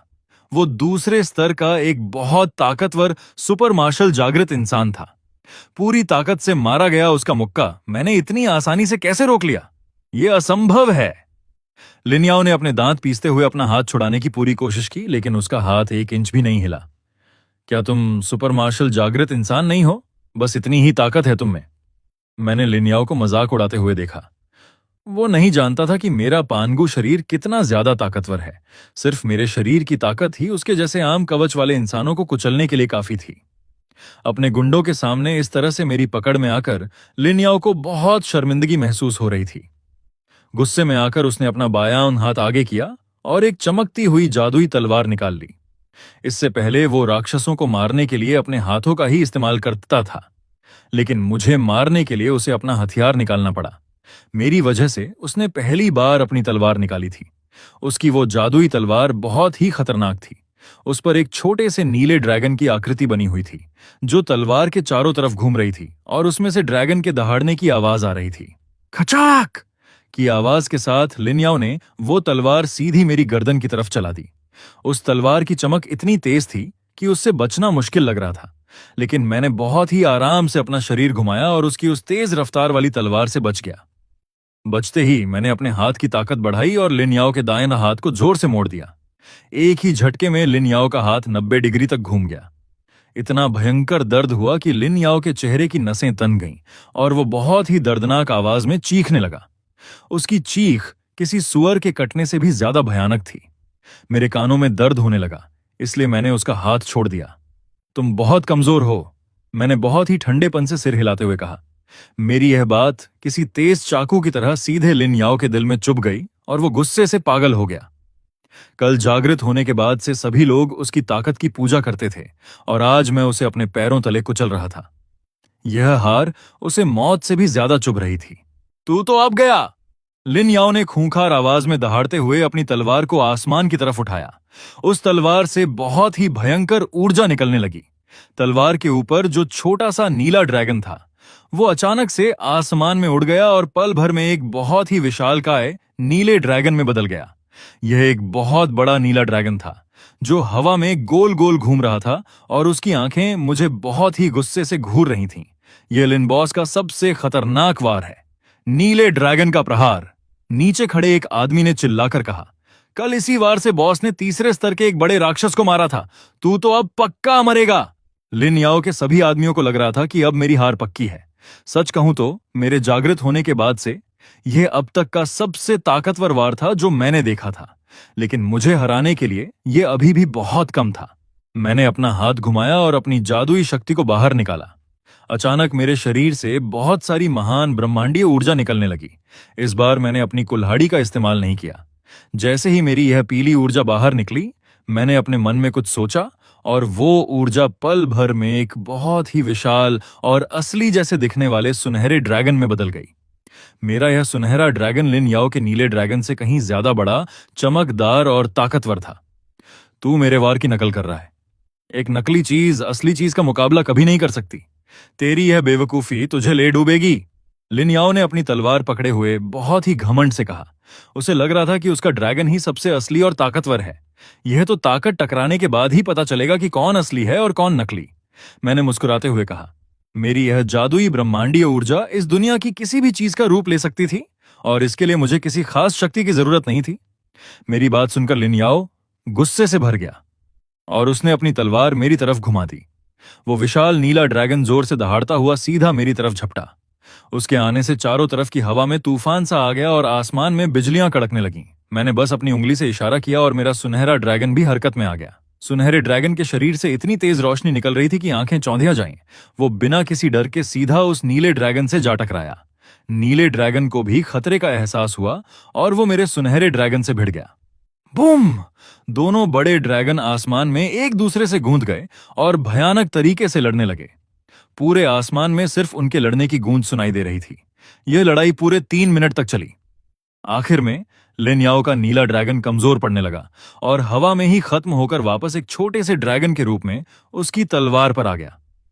कबाड़ कहीं का, तू इतनी जल्दी हार गया? फिर तेरा मेरे पास क्या काम? लिन याओ को अपने ड्रैगन के हारने पर बहुत शर्मिंदगी हुई और वो उसे गालियां देने लगा।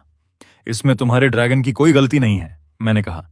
मेरी यह ब्रह्मांडीय ऊर्जा इस धरती और आसमान की सबसे पवित्र ऊर्जा है, जो लगातार दुनिया की ताकत को सोख कर लड़ सकती है।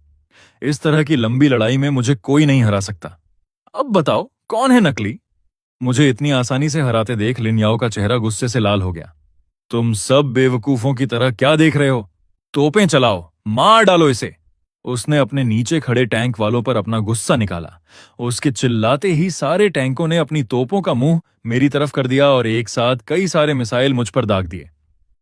ये खिलौने तुम मेरे लिए इस्तेमाल कर रहे हो? मैंने मुस्कुराते हुए बस अपना हाथ हिलाया। मेरा सुनहरा ड्रैगन हवा में घूमा और उसने एक ही झटके में उन सारे मिसाइलों को निगल लिया। मेरे जैसे ताकतवर जागृत इंसान के सामने ये आम बंदूकें और मिसाइल किसी काम के नहीं थे। मिसाइलों को साफ करने के बाद मैंने तुरंत अपनी आसमान चीरने वाली कुल्हाड़ी निकाली। मैंने हवा में उड़ते हुए टैंकों के बिल्कुल पास जाकर अपनी कुल्हाड़ी पूरी ताकत से फेंक दी।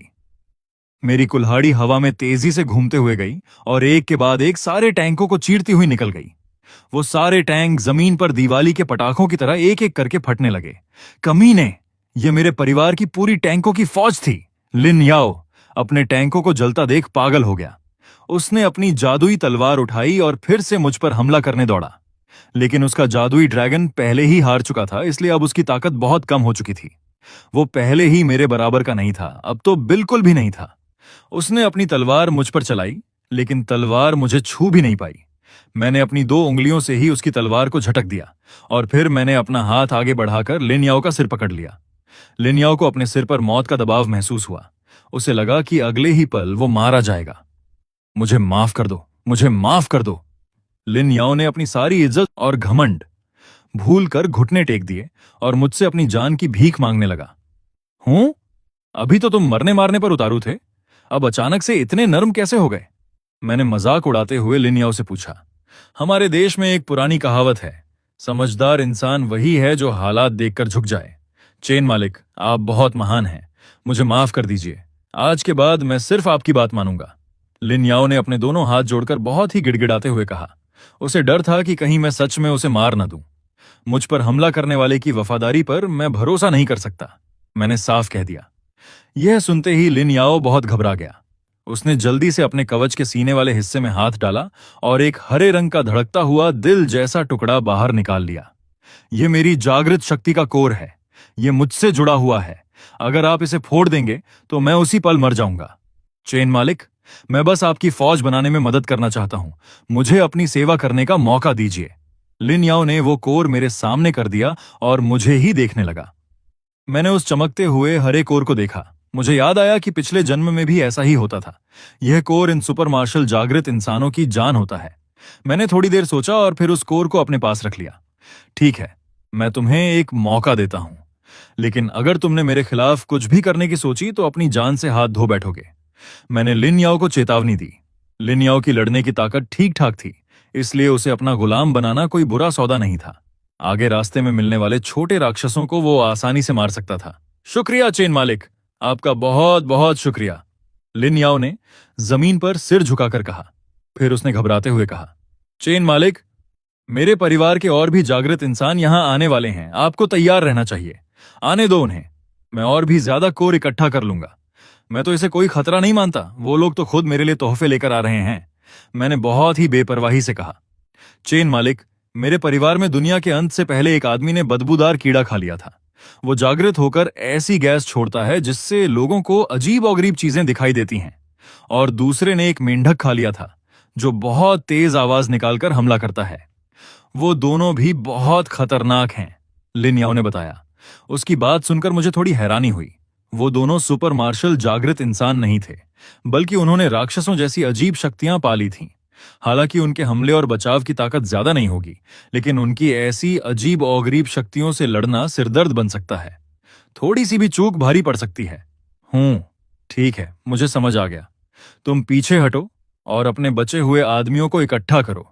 जो जिंदा हैं उन्हें अपने साथ ही रखना, मैंने हुक्म दिया। जी मालिक, लिन याओ ने सिर झुकाया। मैं वहां से मुड़ा और हवा में उड़ते हुए वापस अपने होटल की तरफ चला गया। लिन याओ ने झुककर मुझे विदा किया। जैसे ही मैं होटल के कमरे में पहुंचा, शिया वानरौ ने मुझे खींच लिया और घबराकर मेरा शरीर देखने लगी। तुम ठीक तो हो ना? मैंने देखा कि बाहर कितनी जबरदस्त लड़ाई हो रही थी। तुम्हें कहीं चोट तो नहीं लगी? शिया वानरौ की आंखों में बहुत चिंता थी। उसने आसमान में उन दो बड़े ड्रैगनों को टकराते हुए देखा था। हालांकि मैं जीत गया था, फिर भी वो मेरी सलामती को लेकर डरी हुई थी। हाँ हाँ, तुम्हारे पति का शरीर कितना मजबूत है, क्या तुम्हें नहीं पता? मैंने शिया वानरौ को चिढ़ाते हुए कहा। मेरी बात सुनते ही शिया वानरौ को शायद कुछ याद आ गया और उसका चेहरा शर्म से लाल हो गया। तुम बहुत बुरे हो, मुझे तो उसे कहना चाहिए था कि वो तुम्हें अपनी तलवार से मार दे।